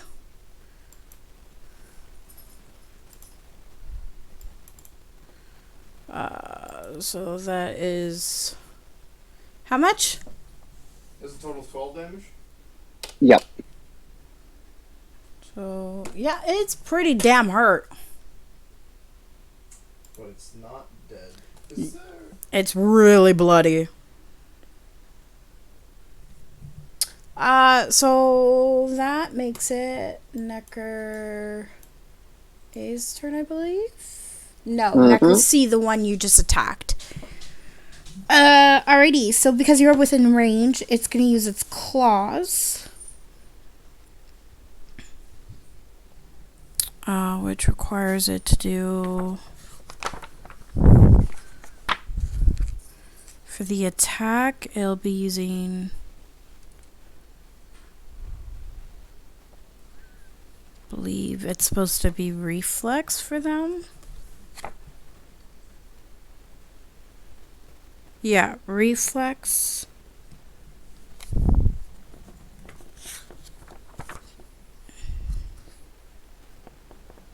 Hang on. I'm trying to understand this. Okay, here we go. Ghoul attacks Dex Athletics plus the D10. Okay, so Dex plus Athletics plus the D10.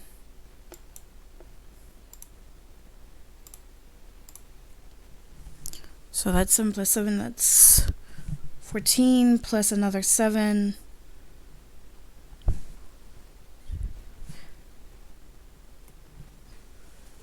So that's a 21 to hit for Pyrus. So you have 4 possible defense actions you can take. First is dodge, which is a dodge escape roll. Not great, okay. Second is reposition, which is you're sort of ducking or rolling out of the way. It's an athletics roll, and then if you succeed, you avoid the attack and move distance equal to half your speed in any direction that is not blocked. Then you could choose to block. You could choose to attempt to block an incoming attack with your weapon, shield, or even yourself, Only a shield can block ranged attacks. You roll your weapon skill to negate an attack with your weapon. Roll melee to negate an attack with your shield. Whether you parry, whichever you parry takes 1 point of damage. If you are seriously tight, fix, or protecting someone else, you can attempt to block an attack with your arm or hand by using brawling. If you exceed, you immediately take an attacker's the attack's damage to that location. Armor is applied, so you may not take damage if your armor is high enough. And then the final choice is to parry, where you parry the attack at a -3 to your weapon, melee, or brawling roll. But if you succeed, the opponent's weapon is aside, but it's their natural hand. So, but you do so without damaging your weapon. Your opponent is also staggered. You cannot parry a bow or crossbow attacks, but can parry thrown weapons at a -5. So I can try to block it with the dagger. You can block it by doing a small weapons roll. Yeah. I'm going to do that then. Okay. Like small blades. So that's reflex plus small blades. Yes. It didn't say dexterity for dodge, though. 15? Which I think is under its 20, right? Yes. But it's not a crit, at least. No, because You said you rolled a 21, right? yeah, I rolled a 21. So it's not a crit, because that's only 6. Yeah. Okay.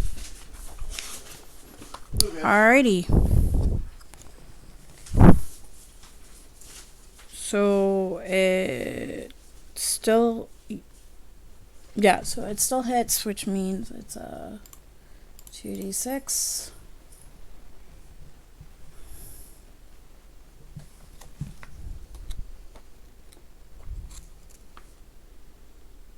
Mm-hmm. 2d6 just straight? I'm looking to see if I need to add anything else. It would say with the damage. Okay, then yeah, it's just a 2d6, which is 4. Okay.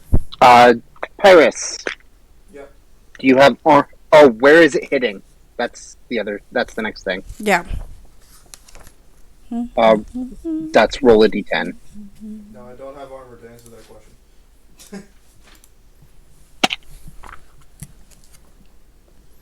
It's hitting your right leg. Okay. You said 4 damage? No, not yet. Do you have armor on your leg? Yet. He said he doesn't have What is it? He doesn't have armor? No. Okay. Then you take half. So the modifier for a leg hit is half. So you only take 2 damage.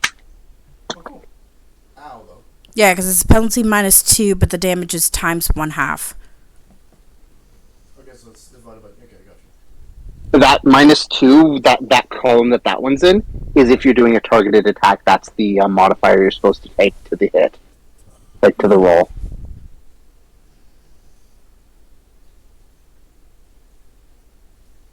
Yeah. Sorry, I was looking at stuff. Oh. Okay, cool. Leader of the party. Okay, so that's turn.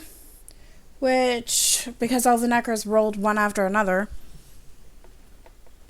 collected herbs all game. Oh, nice. Was that Liam? Yeah, Liam just finished his vampires game and collected herbs all game. Like doctor? Alrighty. So then the next necker is, because the only one they can see is Pyrrhus. They're all gonna go towards Pyrrhus. Yep. So the next one's gonna come to attack you, which is. So you can take additional defense actions at -1 stamina for each. If I'm getting attacked by 3 knackers, I'm going to do that. So, reduce my stamina to 29. 18. My dodge was 7 plus... Oh, I'm doing the block, so... 13 plus 5. 18. defend in this one, defender wins in case of tie. Yep. So Your daggers, reliability is reduced by 1, so it's at 9 out of 10. Okay. If the reliability is reduced to 0, the weapon breaks. Of course. This makes sense. okay. And the final Necker attacked you as well for another 21. Oh, Christ. Are you wanting to dodge, block? I'm trying to block again, because that's my best action. Okay. I rolled a 1. Ouch. Ouch. Does that That's a fumble. Yeah. Does that mean I have to roll again? You have to roll another d10. Okay. And then, what does that d10 do? That tells me what is going on with your fumble. I rolled an 8. And then you have to roll another d10 for your penalty. So on the fumble table, it says you're knocked to the ground and you are now prone and you must make a stun save. Okay. Oh, Penalty was... stun save. That was different. Yeah, well, there's a fumble table where it's reflex melee, reflex defending, dex ranged, and dex defense. So, the stun save. Stun? I just add the stun stat? No, it's your stun stat. You have to roll lower than your stun stat. Okay, my stun stat is 6 and I rolled a 2. Okay, so then you're not stunned. Banger? Well, so what damage does this motherfucker do to me? Here we go. Very clearly did not block that. Yeah, because you were knocked down and you're considered prone. So I rolled a 1, but I still have my stats to it, right? Yes, give me a second. 6, 7,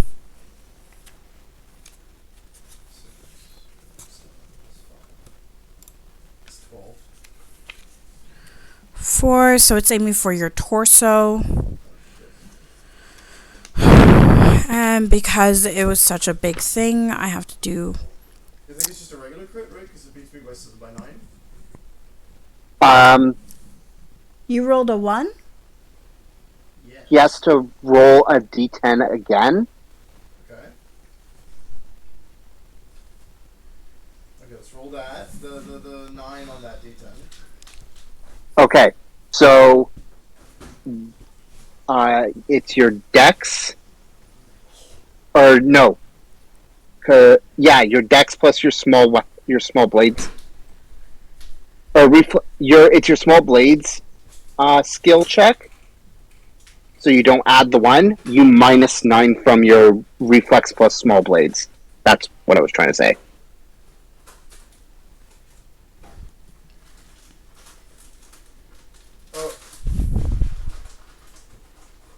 So I don't use the 1. I reduce.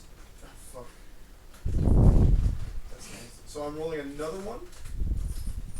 No, that 9. Yeah. You reduce your reflex score, your reflex stat plus your small blade skill by that 9. So then that makes my roll a 3. Yeah, Versus my 21. Yeah, so it beats it by 18. that's a. Oh no. Yeah, that's a deadly. Jesus Christ. And it's aimed at my torso. Surely nothing bad will happen. 7. Septic shock. Oh, fucking fuck. The blow damages your intestines, letting waste enter your bloodstream. Quarter your stamina and take -3 to intelligence, will, reflex, and dex. You are poisoned. Oh shit. Hang on. That's a lot of words. Damn, that's a lot of words. So you said quarter of my stamina, so a quarter of it is 7.25. That's how much stamina I have left, or yeah. 7 then. And then you said I lose points in what? -3 to intelligence, will, reflex, and dexterity. Yep. Oh fuck, those are my good. Okay. -3. Oh jeez. I'm gonna open a fucking notepad. I think. That's what I did for the monsters. -3. And you're poisoned, which means you take 3 points of damage every turn. Yep. Will. You can shake off the poison by making a DC 15 endurance check. I lost 3 points in intelligence, will, dex, and what? Reflex. Oh, Yeah, intelligence, will, reflex, and dex. Okay, and then poison, so that's damage.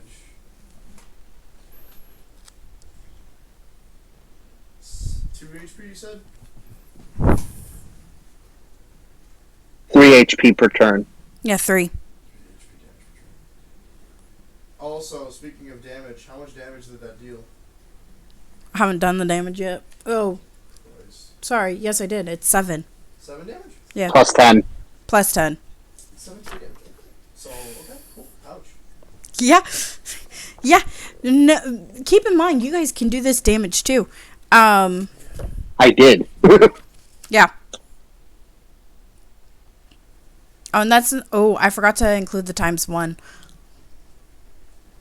No, Then you it's didn't. ×1. It's ×1. Oh, yes, it is. Duh. Okay, Also, because I was reading this a little bit further, It's fun. I just realized one of them needs to make a stun save because all critical wounds cause you to have to make a stun save on your turn. But it just Mhm. You did a stun save for your fumble, not for the wound that it created. Oh, fuck me. So please do another one while I do one for the knacker that you managed to do. No, wait, no, I did roll it for her damage. You- My fumble didn't have that. No, your fumble had that. Good night, Liam. I guess it's Night, Liam. Good night! Yeah, your fumble had you needing to roll for stun, but all critical hits cause it. Okay, I'm good. It's a 3. Okay, yours is a 3. John, give me a quick reminder how I'm supposed to do this. Because I was reading stuff while you were talking. Okay. They have a stun stat, right? Oh crap, I lost this page of their things.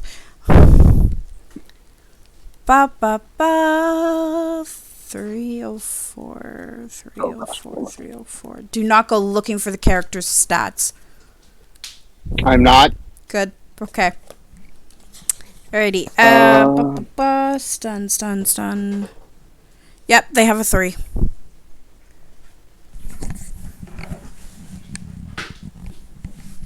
So how do I do this again? That's what I'm just double checking. I should also probably go looking for this. It's in the combat section, isn't it?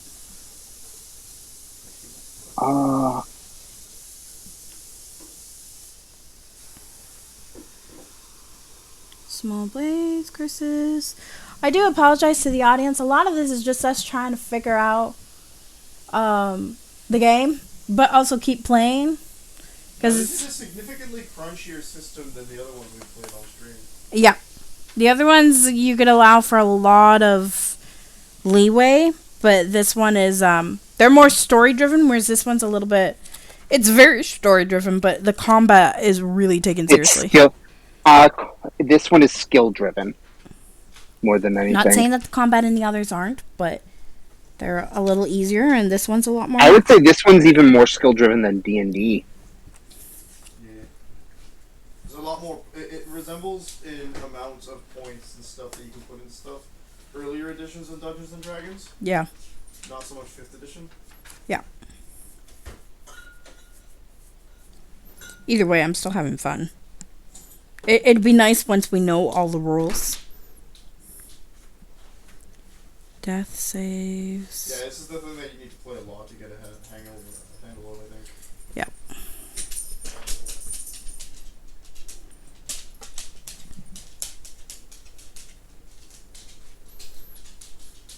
Difficulty skills.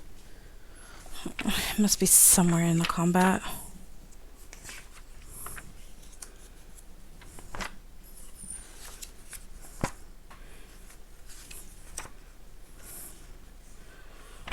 Stun stun save. Not you just did a stun save. What do I do? You roll a d10 and you have to get it under the stun value. Ah, okay. Yeah.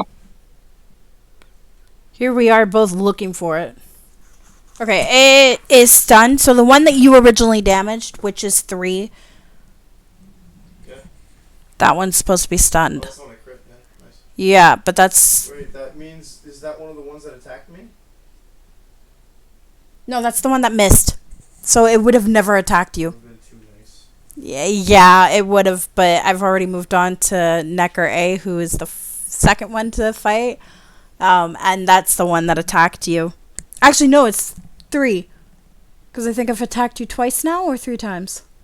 This was the third attack. Yeah, that's the third time. That's the third time, so that's the final one. So the first one is stunned. But That's it, the one that dealt the it 2 missed damage. anyways. The No, it second didn't. one... That's the one that... The first one is the one that dealt the 2 damage. Yeah, then the second one I blocked. Yeah, the second one you blocked, and the third one, crit. So if it was stunned, you get back those 2 hit points. That makes it Laurel's turn. Yorl. John. Yeah. Okay, Yorl is going to Okay, I accidentally turned down the volume knock again. an arrow again Sorry, and fire. sorry, I missed most of that because the stupid little wheel that controls my volume on my ears. Yorl is going to fire another arrow. Okay, go ahead. Let's go back here. And also be wary because I've been allowing you to do as you wished, but because you guys are technically covered, your vision is a little covered. I just don't remember how exactly that works. I was reading it earlier. Ah, but you can see around. It's just you would have to take... When targeting something outside your vision, you take a -3, but the enemy is within your vision and you're covered, so you take plus... Yeah, you're fine. Okay, it's normal. Okay. I'm going to do 10 plus 18.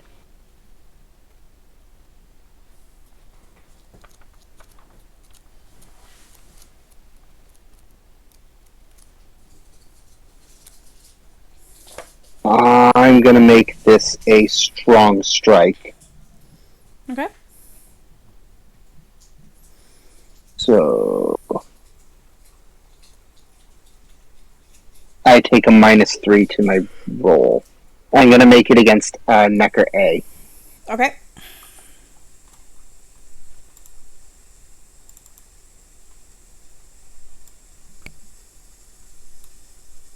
I rolled a 20.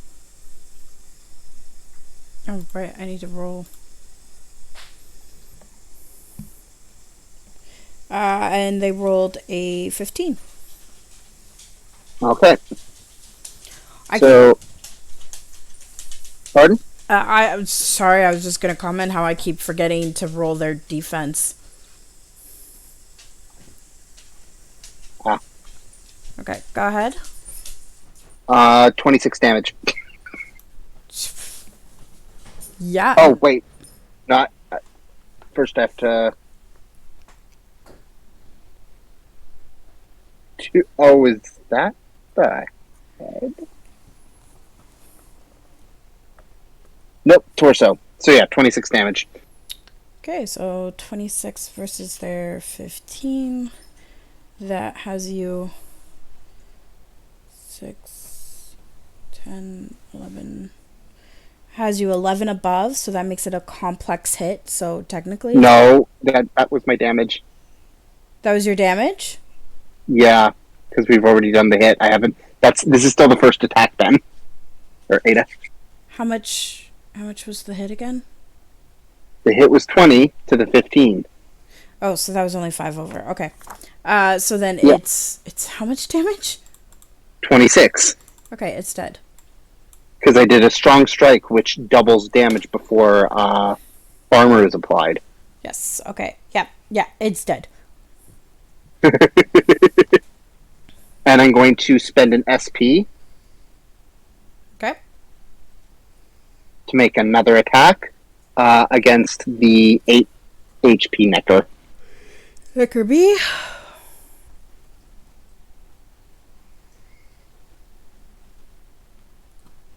And I'm just going to make it a normal hit this time. So a 17 to hit.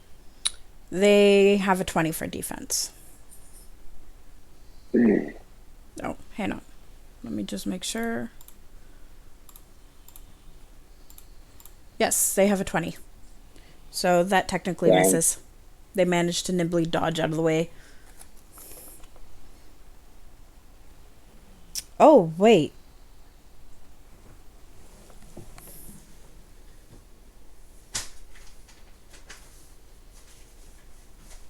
Yes, because they can't use that arm. But that doesn't affect their defense. Okay, that's your turn, so that means it's Alora. Nope, I'm going to move out into the open now. Oh, okay. You move out into the open and they take notice of you.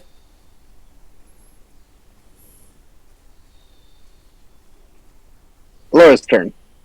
Yep. Oy, I am fucking bleeding out my gut. I would like to back away from fuckhead McGee here. You were knocked prone, so you're on the ground. Yeah, I'm gonna slide backwards, dude. Okay. You can go ahead and I do don't that. think I'm in walking condition anyway. Nope. You could go ahead and do that. And then I would like to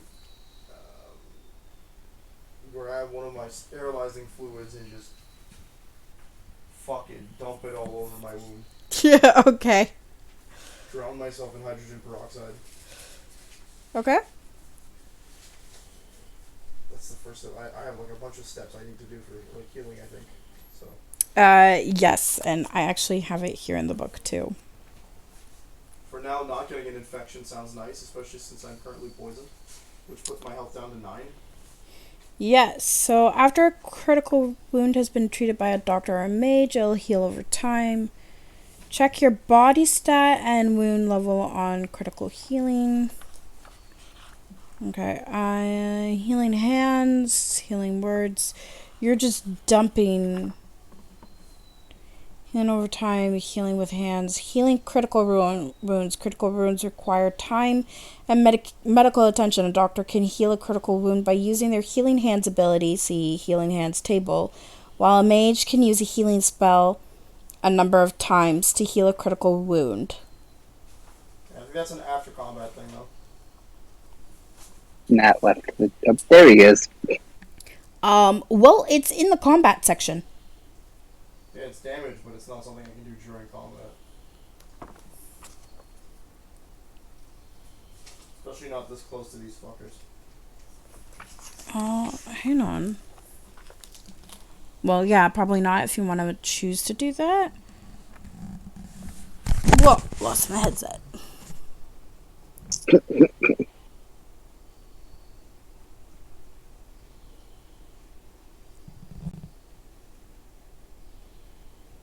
I think you are technically able to do it during combat.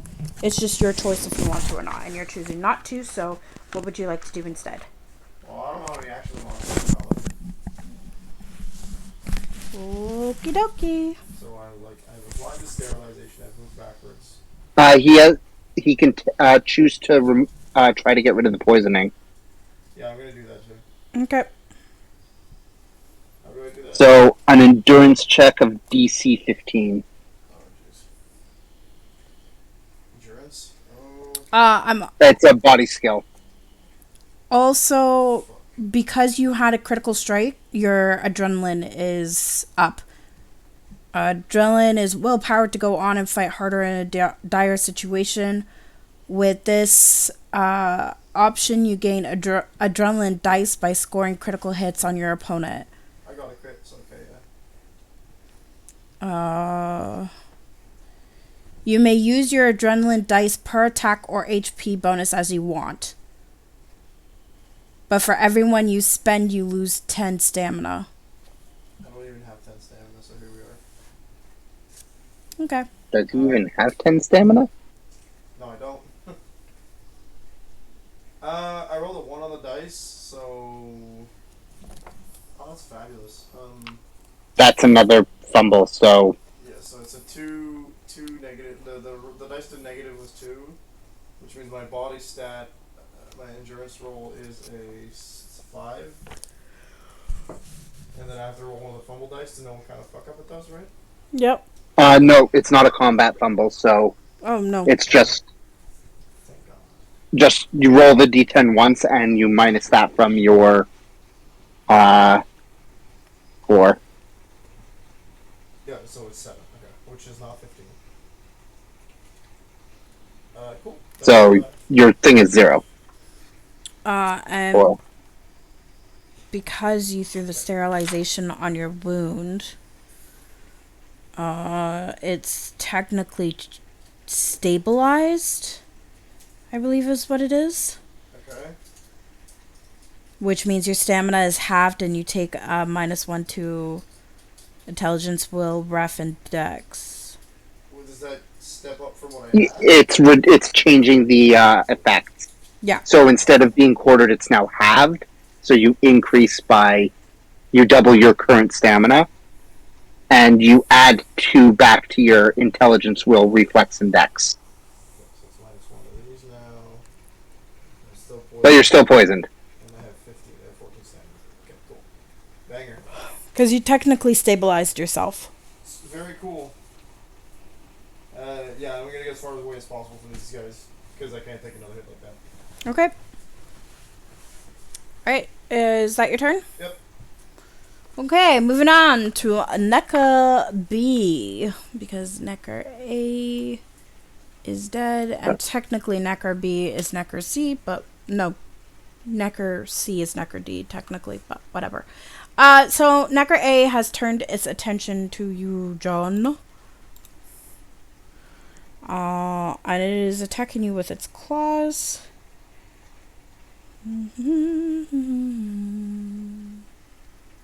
I accidentally closed my calculator despite needing it. Okay. So- I'm gonna regret this. I'm gonna block. Okay, well, it's a 22.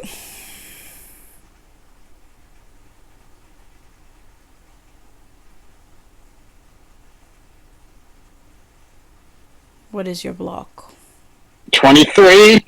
Nice! Okay, so you managed to block the attack. And Necker D is also going to attack you. So that way we don't accidentally kill the only other player. And that is a 17. I'm gonna minus stamina to block it. Okay. My reflex is okay. I could do that.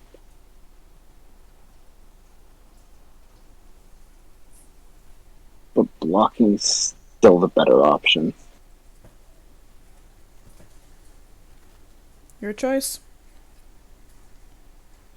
25.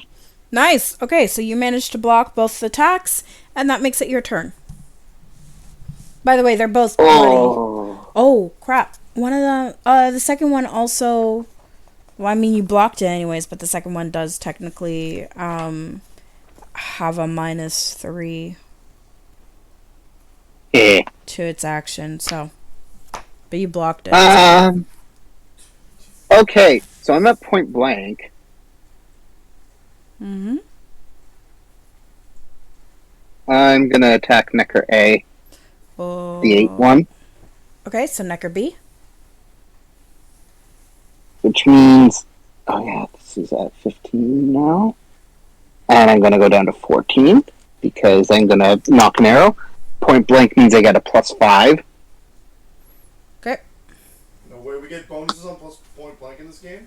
Fuck yeah. Yes. For range attack. For range attack. That is beautiful.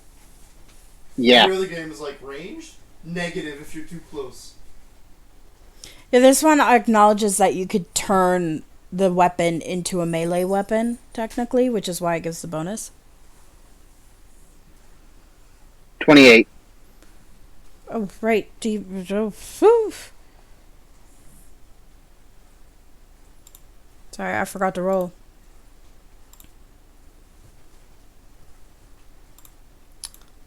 Fine. Oh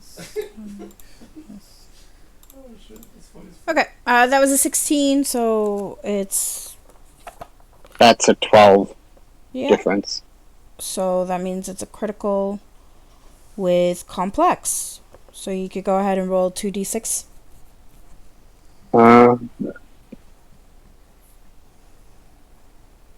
That's a 9, so it's to a left limb, so it's half damage. Okay.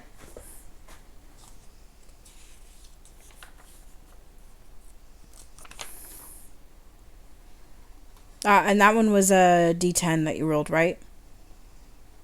Yep. Okay, so yeah. So that's times half damage. And I need you to roll for the critical. I rolled a 10. You rolled a 10, which means a ruptured spleen. You tear its spleen and it begins bleeding profusely, making it woozy. It has to make a stun save every 5 rounds, and this wound includes bleeding. Doesn't matter, I deal 8 damage to it. Yeah, so it's dead. So it just And I'm gonna...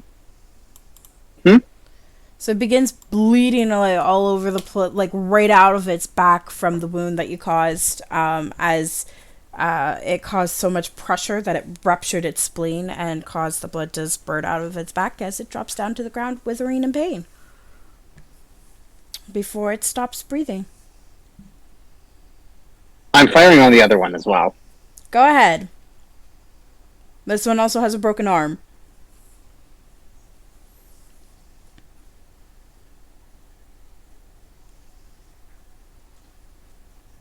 .23 to hit.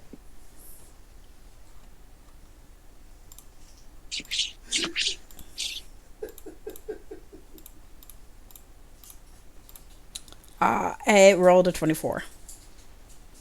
Oh, Sorry, it rolled that's a 10. rude. It rolled a 10 plus 7 plus 7. So.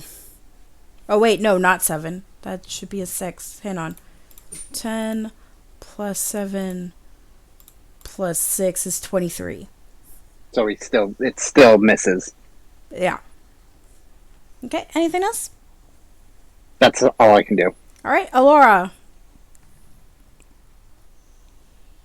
That's me, isn't it? Yep. It's my turn again? Yep. It's been so long. Take 3 damage. Let me make sure I'm back in the voice chat, because I keep getting disconnected every time I go off the page. You're in the voice chat right now. Yeah, I just connected. Okay. What's the next step in making myself not fucking die? You treat yourself. Make that endurance check again. No, right, yeah. Oh shit, I just lost more health. Okay, yeah. Cool. Which means I'm down to 6. Endurance? Oh, pain. Yep. 8 plus my body, which is 6, 14. You're 1 short. Yep. Oh, wait.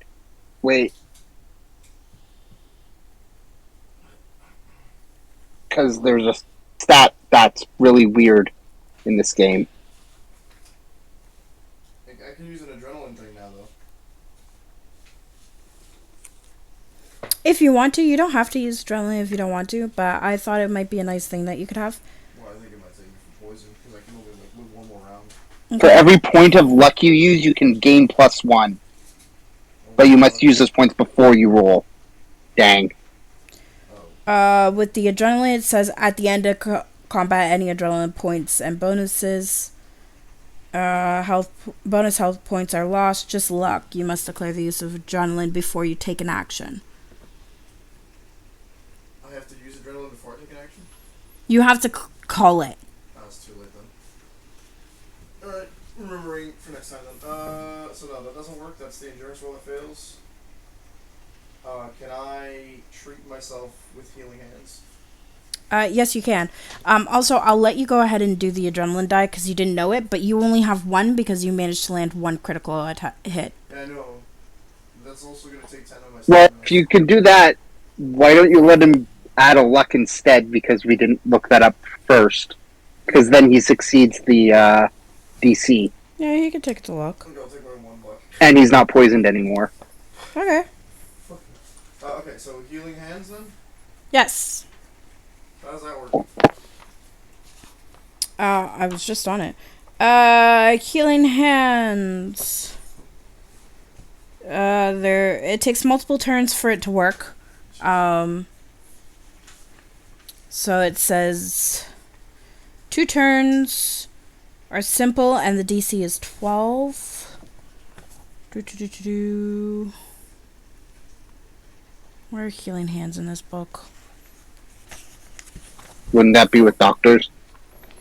Yes! Class! I gotta go over to the class. How's John's character doing against those neckers right now? Really freaking well. He just came out and he managed to block 2 hits in a row. And there's 3 monsters left, right? 1. Only 1? Yeah. Alright, I can put some time into this then. Where is the doctor? There's the doctor. Alright. Healing hands. Anyone can apply some ointment and wrap a bandage around a cut, but a doctor has true medical training which allows them to perform complex surgeries. A doctor with healing hands is the only person who can heal a critical wound. To heal critical wounds, a doctor must make a number of successful healing hand rolls based on the severity of the critical wound. The DC is rolled based on the severity. Yo, just tell me what healing hands is. That is what healing hands is. Keep reading it. Yeah, based on the severity of the critical wound, as well as healing hands can also be used for any first aid task. I don't know what die you're rolling, but I know there's a DC. There is a stat next to it, but no, actually, I think so. That's a skill. Oh, so I'm rolling healing hands. Oh, okay, that makes more sense. I didn't realize. Healing hands is their what's it called? They're special. Different skills, different Yeah, skills. CRA. Defining skill. And it says CRA, so I believe it's craft. It's craft. Craft. Yeah. Yeah, so it's your craft. Okay, so it's a So, ba. I roll a crit. If I roll a 10 and then a 1, do I have to roll another fumble dice? Like if you rolled a 10 and then a 1 on your crit. Yeah, No, it's a crit. thank goodness. So it's a minimum of 20. Oh, well, no matter what, the critical was deadly. It takes 8 turns, and the DC is 18. It's 20. 8 turns? Yeah. That's fine. I pull out my shit and start doing surgery on myself. Okay. Absolutely. All right. Because it's not critical healing, it's healing hands. It's critical healing. Critical wounds require time, medication. A doctor can heal critical wounds by using their healing hands ability, while a mage can use a healing spell. Shut the fuck up. A number of times to heal a critical wound. See the healing spell table. Mage must dedicate the spell not to regenerate health points, but to heal. Okay, so you beat the DC.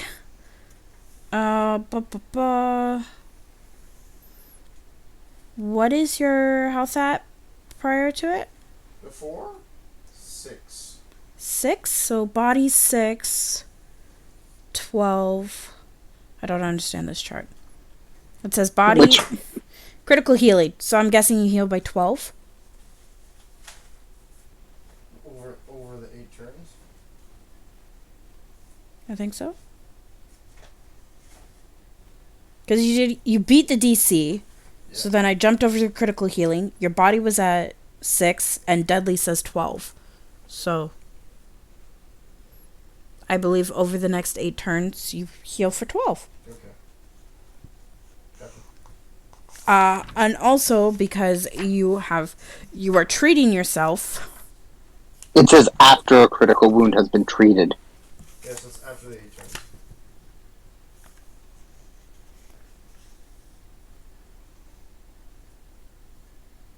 He gets healed once the crit once his healing hands are done. Ah, yes. Okay, so we'll do the critical healing afterwards. So that's going to take you 8 turns.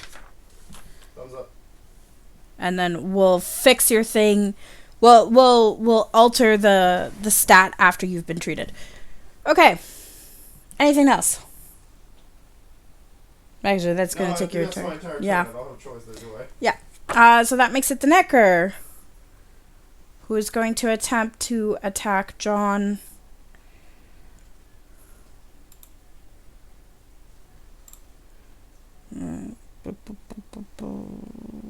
Which is the 5 plus 7 plus 3 minus 3 because of its arm. 12. I'm going to attempt to parry. I don't think you can parry against a natural weapon because it's not holding anything. What else do I know? If it's not holding anything, that just means I can't disarm it. That doesn't mean I can't parry it. Yeah, I guess so. Because it doesn't say that. It doesn't give that restriction in the description of parrying. That is true. It's you only can't parry a bow or a crossbow attack. So yeah, go ahead. You just won't be able to throw the weapon away. No. You can't disarm them, which makes sense. Yeah. So minus 3.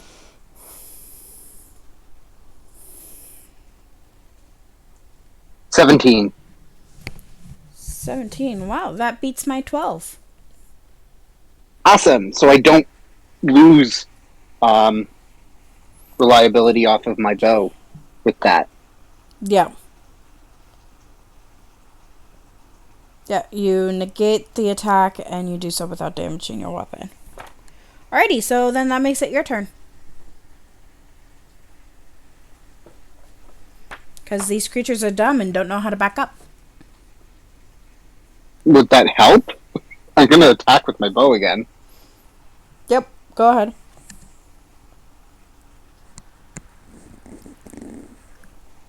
Uh, 1d10 plus 18 plus 5. 27!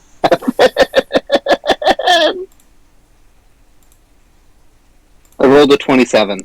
Alrighty. I rolled a 4 on the die and I got 27. Mine is 21. But that's because I rolled 7s across the board. Well, Okay. I rolled a 7 and then it's a 7 and then it's a 7. Wait, no, it's a 6, so 20. Hits the leg.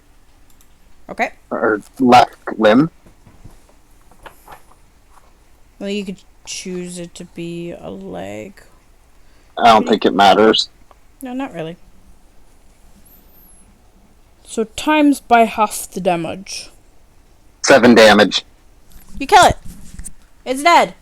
Congratulations, you guys finished the fight. Christ. As soon as I see he's killed him, I'm gonna be like, I'm gonna need your help over here. Oh dear. What can I do? I just direct him to, like, apply pressure in this place, make sure I don't bleed out. Please hold on to these, apply sterilizing shit, just general do assistant shit while I do surgery on myself. Okay. For the rest of the 8 turn, well, actually, hopefully that accelerates it. Well, combat's over, so it's you successfully managed to do this. End up bandaging myself. I'm like, I think I'm gonna need help getting back to town. Because even if I'm not critically wounded, piercing my intestines affects my ability to walk, I'm fairly certain. Yeah, I'd say so.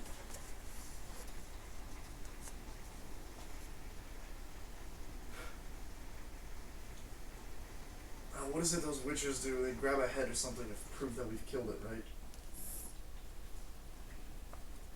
We don't have to do that. Okay. I pull out my dagger and just, like, hack at it. Am I able to retrieve any of my arrows? Yes, you can actually retrieve all your arrows. Awesome.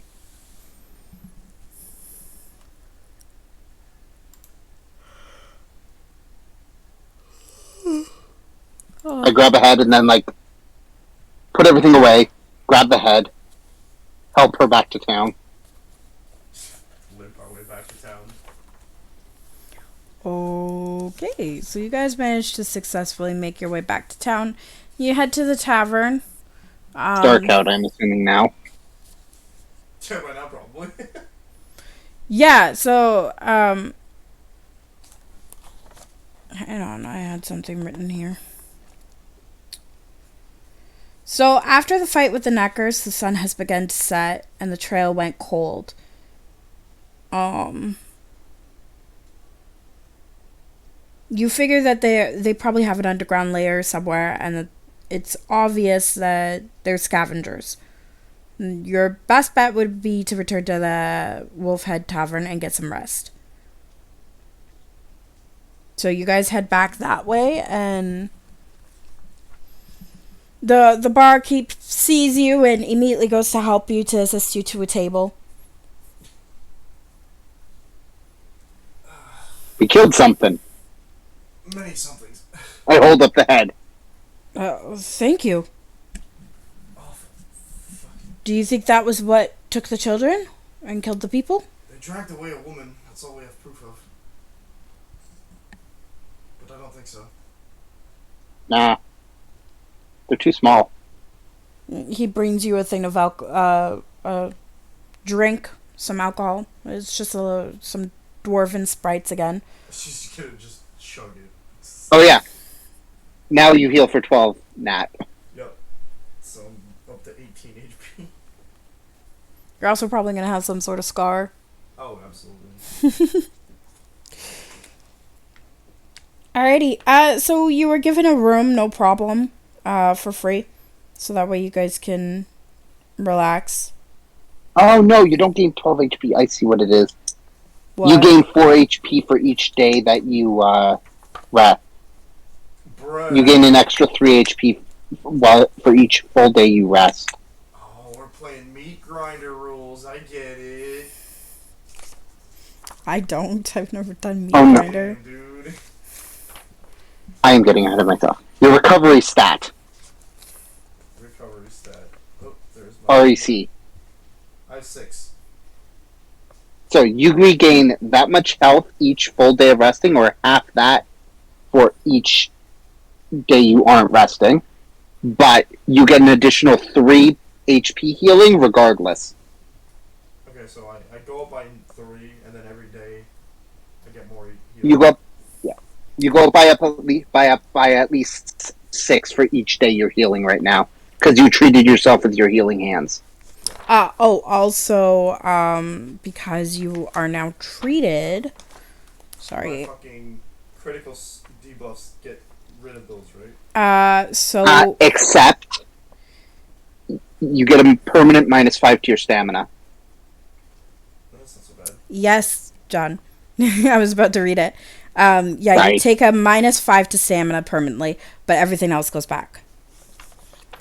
Also, I'm very glad I didn't use the wound threshold table. The what?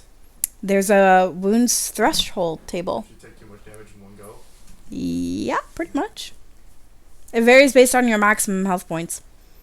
And it determines how much you can handle. Crunch! Okay, so the night goes... Crunch. The night goes by very quietly, and you guys are able to rest in a room that was provided, with 2 beds. The following morning, there is a knock on your door. Actually, you're given 2 rooms, and there is a knock on your doors. Outside are well-dressed men who look to be servants, and one of them greets you with, "Good morning, travelers. Your presence is requested by Lady Shibalia. Her ladyship is aware you're investigating the children kidnappings and wishes to aid you."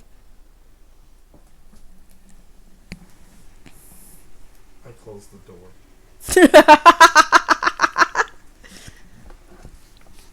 Okay, you close the door and refuse the invitation. Going back to sleep.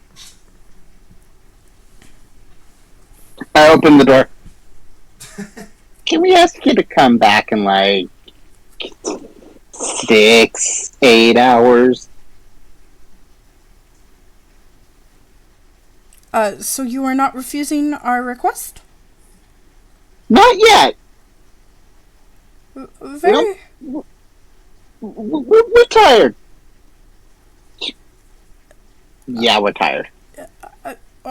Okay, very well. Uh, Which mansion is it?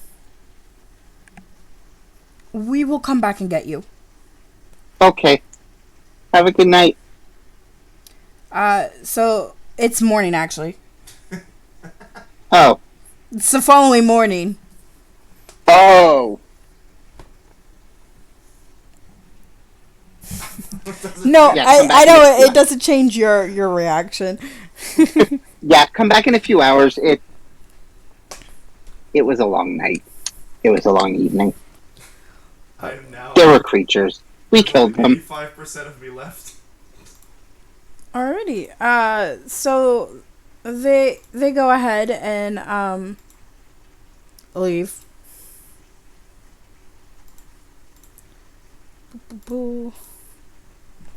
Yeah, by the time they're supposed to come back, I'll have like undone my bandages and applied some numbing herbs.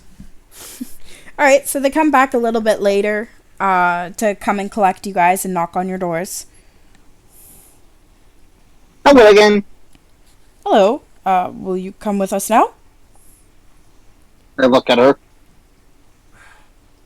We're gonna get to the bottom of this. I think that's a yes. All right. Well, I'm very glad. And they bring you to Lady Shebalba's. Shibalba? It's probably not Shibalba, but I'm saying Shibalba because I'm having fun with it. Walk in and find a flash. It's Sibablia. Find my boy Bulk Shut. Sibilia.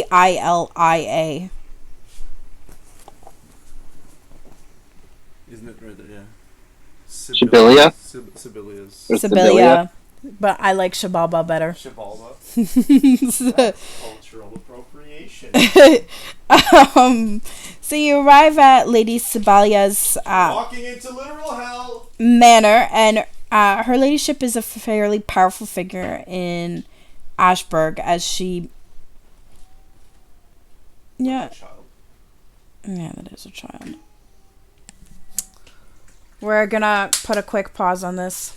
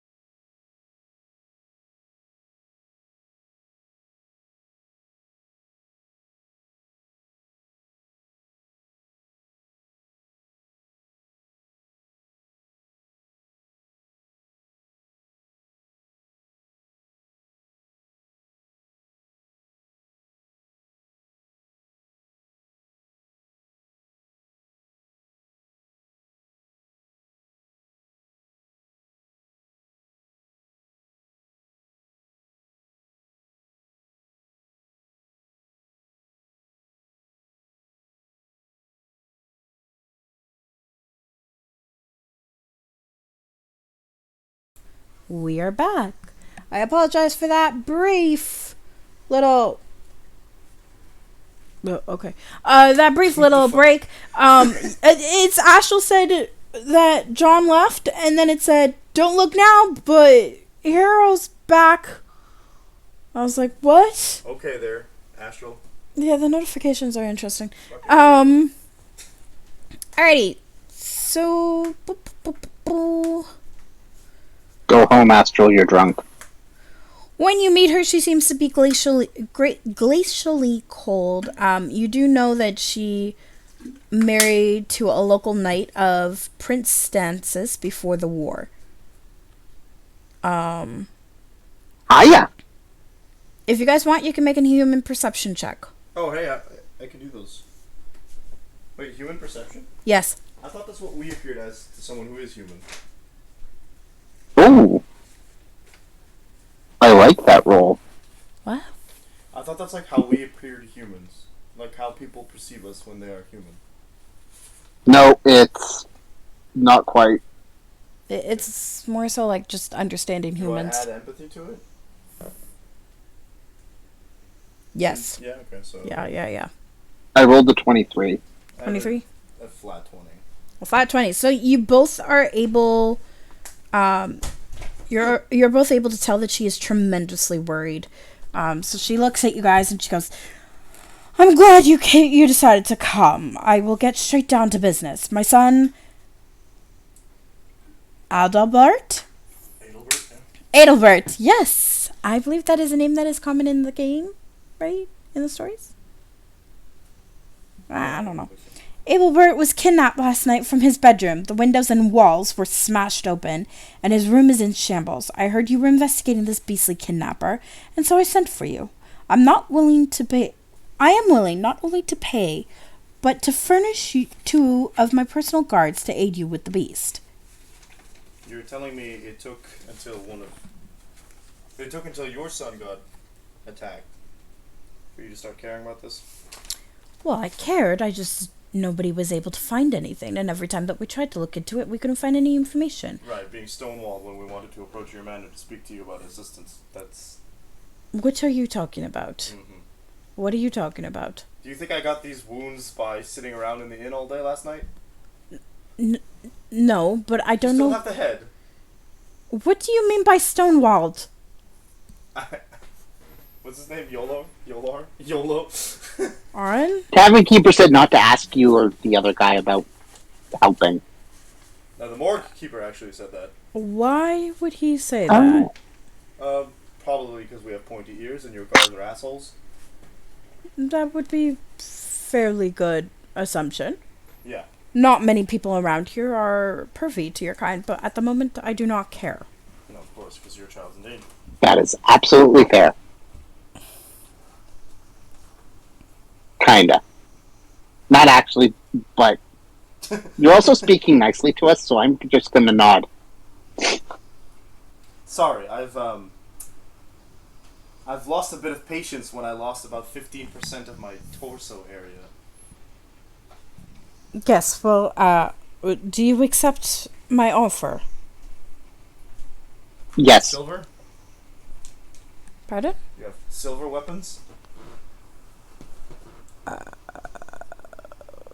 There's neckers out there. Possibly more, but we've killed 4. There's something bigger. Probably what is responsible for taking your child. I would have to go and check the armory. I don't really pay attention to that. That was more my husband. More importantly, I feel the smarter idea would possibly to be attempt to send a messenger to collect an actual witcher.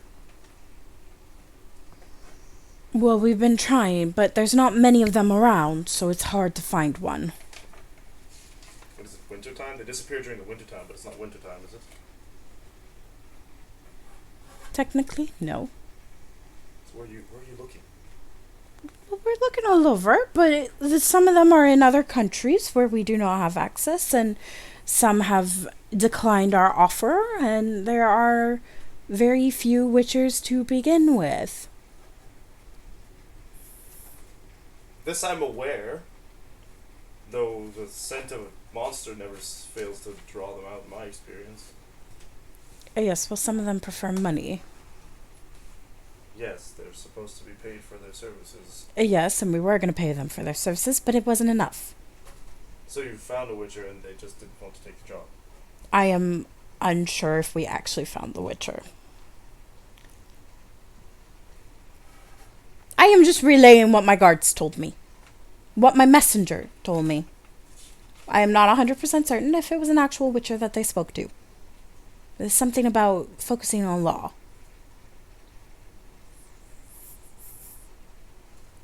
I will. We'll do this. We'll take your guards. We'll slay your beast if we can. We're not fighters. I feel the need to specify this. Of course. Would you like to go and investigate the room? It's no better. We're gonna have to renegotiate the price once we figure out what this monster is. Of course.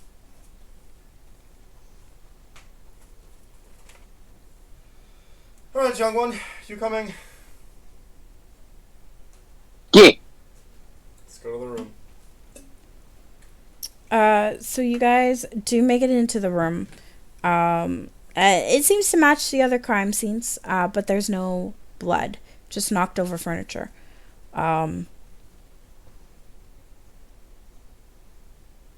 requires you going outside. So yeah, it looks like the other crime scenes, but there's no blood and all the furniture is knocked over. She said the windows were smashed. How raucous. Yes, she said the window and wall were smashed open. Which one looks like an entry? How very raucous. I didn't hear what John said. Something about raucous. Am I correct? Raucous? Yeah. How very raucous. It looks like it went in and out the same way. Okay. Is there debris coming inward from the wall? Both directions. Okay.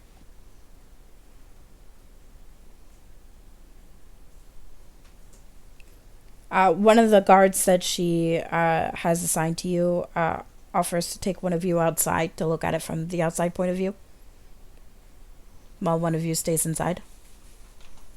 I'll see if I can I'll go. see before I. Okay, sure.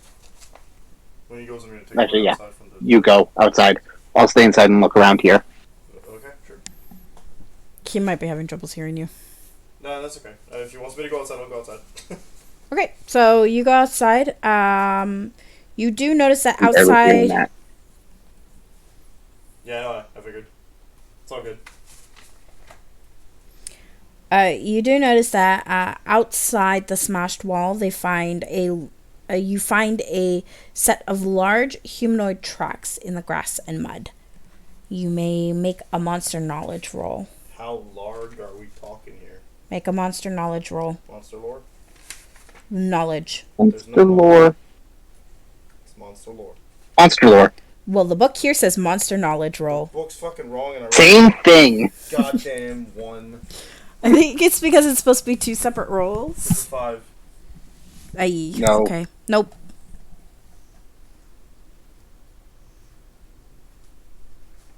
Do you want to yell out to your partner so that way they can make a roll? Sure. I can't figure this out. Don't think I've read about this. I look out like the giant hole. Okay, so Hi. you're able to see the tracks as well. Make a monster knowledge roll.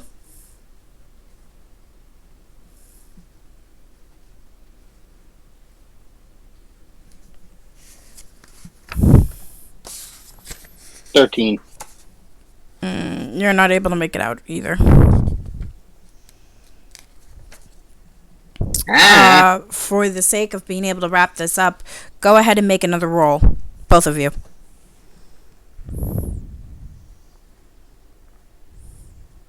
Give me a sec. I mean, we don't have to know what it is to fight it. No, but it will trigger you guys going in a certain direction 11. instead of having to go around. I have an 11. 17. Thank you. Okay. So you are able to make out that this is probably a rock troll.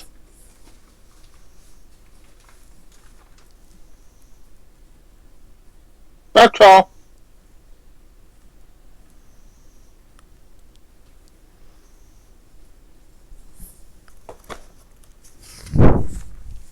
rock troll. Rock trolls? Interesting. Those are somewhat sentient.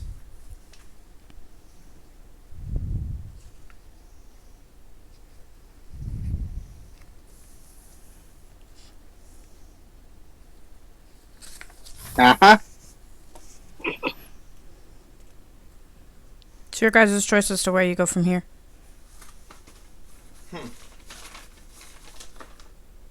We had issues with 4 neckers. I don't see we're going to take a rock troll. Okay. Can we follow the footprints? Wilderness survival check, please. With whatever guards she's giving us. Yeah, you got 2 additional guards. Wow. Wilderness survival? Yep. Where the fuck is that? I know I have it. Up 6 plus 9. You both can make that 15. roll. Yours is 15? Yeah. I might as well try.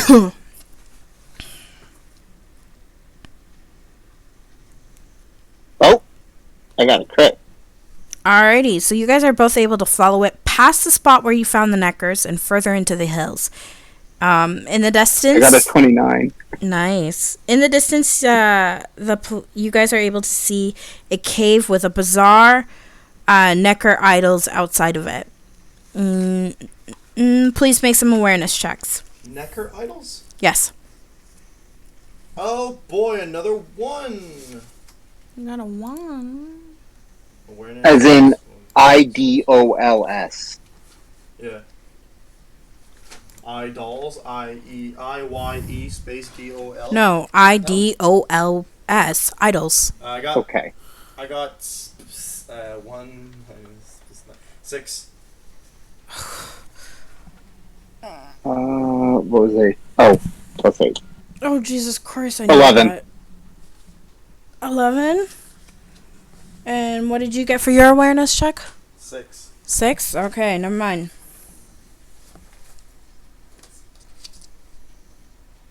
When you said strange necker idols, my brain went IDLES. Idol neckers.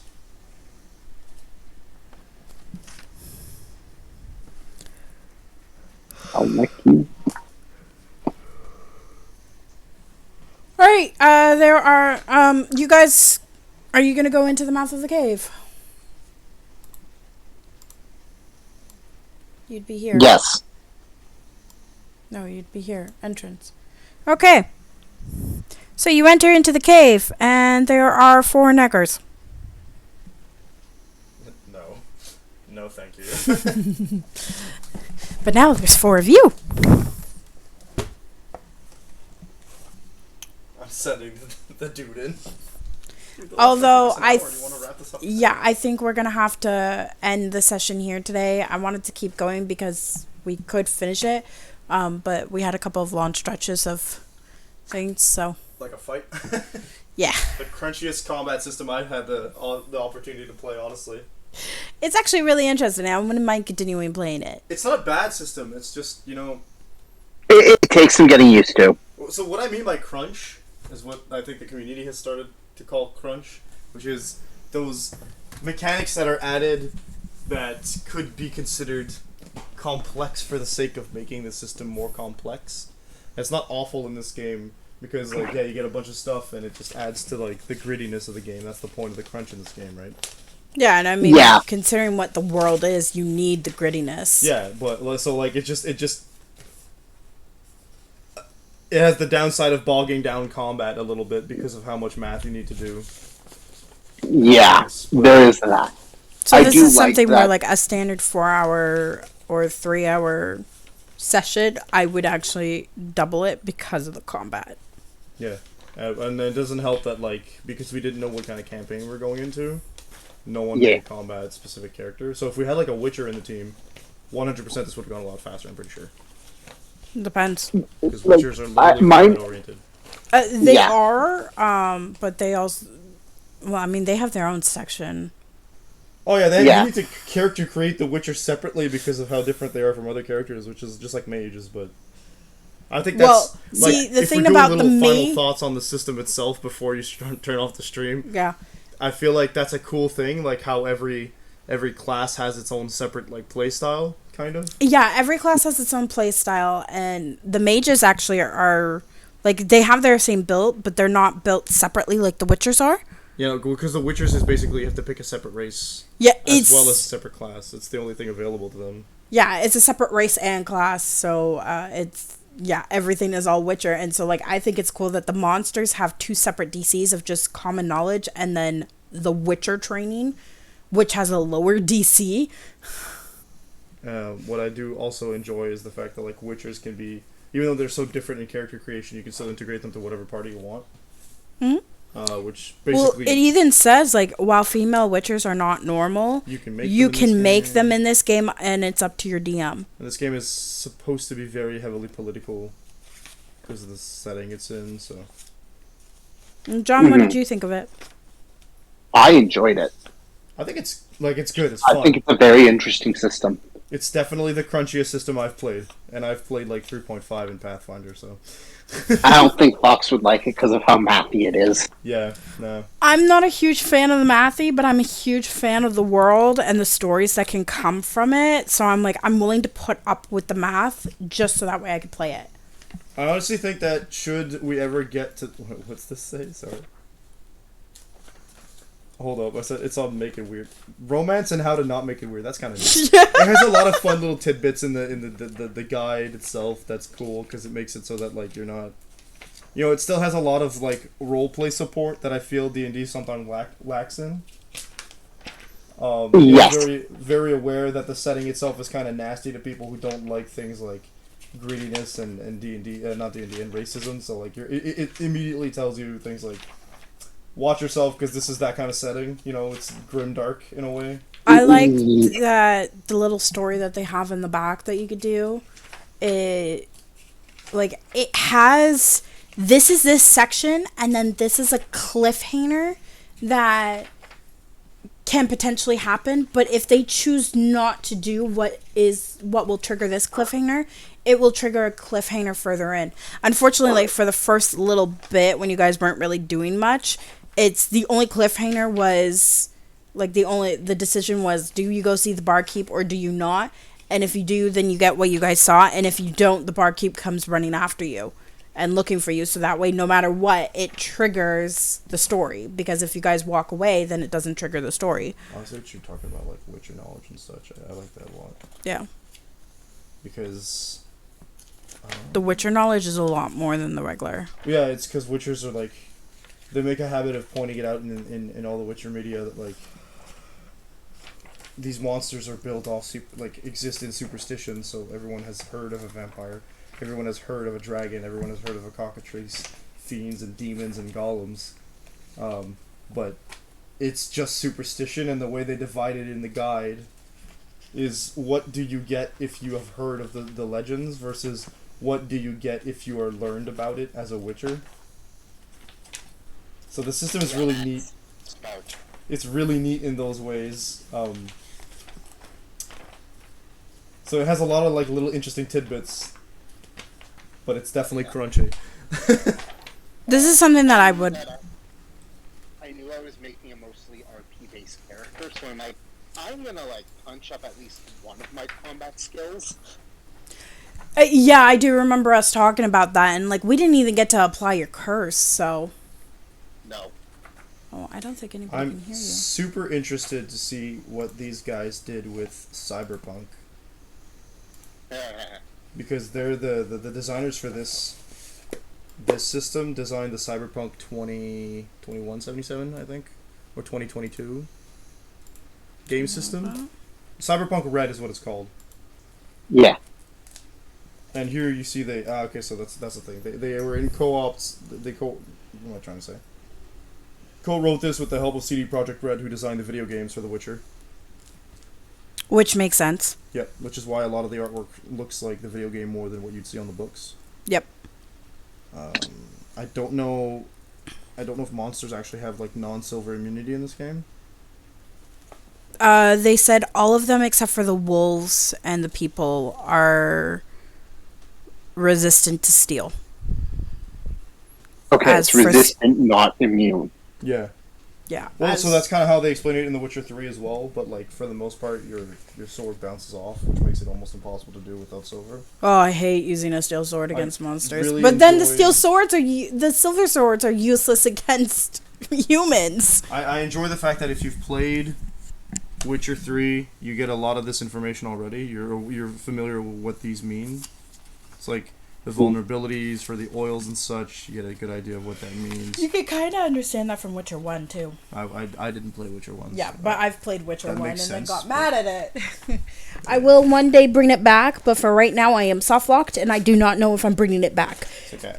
I feel that we didn't do a final thoughts on Doctor Who, which makes me a bit sad in hindsight, but like we also didn't use the system all that much with Doctor Who. You weren't there when we did our final thoughts as we were talking about it after the stream Oh, ended. you did after stream. Okay, that's fine. Yeah, after stream Yeah. we talked about it. That's good. I mean, like we don't have to continue this either. Like, Yeah, I'm not gonna force I anybody enjoyed to- Doctor Who, though. it's just, So. I like Doctor Who as well. We just didn't use the system all that much. Just in general, didn't roll a lot. We didn't, we did role play.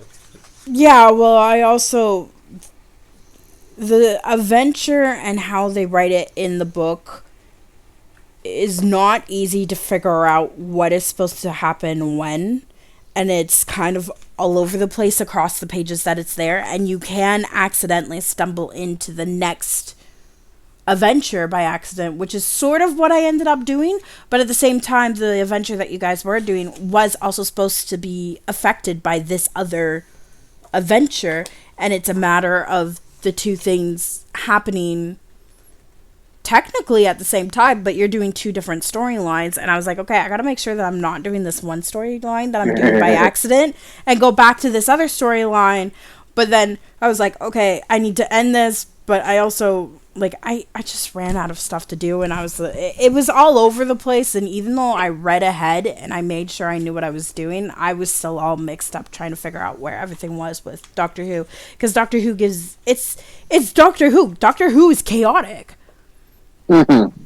It is chaotic. It is meant to be chaotic. So I was like, okay, that is fine, and I like that it's chaotic, but at the same time it's hard structure wise when you're trying to follow along with one of the adventures and DM it. I think that the pacing for the Doctor Who is really good too. Up until the very side, like you didn't make it worse. You just slowed it down for a bit. I was like, yeah, it really feels like we're in a Doctor Who episode. Up until like, literally, I felt that it slowed down for a bit. I was like, we should have been done the episode by now. You know what I mean? Yeah. Like that's the feeling. I was sitting there. I was like, I feel like by now we would know what's going on. Yeah. But I was Have a trying to Witcher stall game it, without a so lesson. no. Is it in the stat box?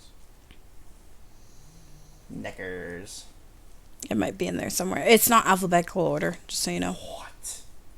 I got to use some of my roles with Doctor Who yesterday. Yes, you did, because you did some combat, and I feel bad that like I didn't do everything properly with Doctor Who. I feel like if I sit down and read it a bit more, I might be able to understand it better. But I also like It's not. I would say Doctor Who is not necessarily an ease of access system. no, it's not, and I find that for me personally, I actually need cheat sheets, which is why I like DM screens and like spots where they have cheat sheets. When I'm reading a campaign, I'll often take notes while I'm reading it, so that I know what to do for DMing, or look for like a DM's guide. Like the That way makes they sense. built the database for monsters in The Witcher. Yeah. How they separated things into subsections of monsters and how they give you the lore. Because even in Witcher 3, when you get the lore, they give you the lore like they give you a blurb of what people consider superstition, and then Dandelion goes on to explain what Witchers know of it, what he knows of it. Not what Witchers know of it, what he knows of it from the way Geralt spoke of the monster.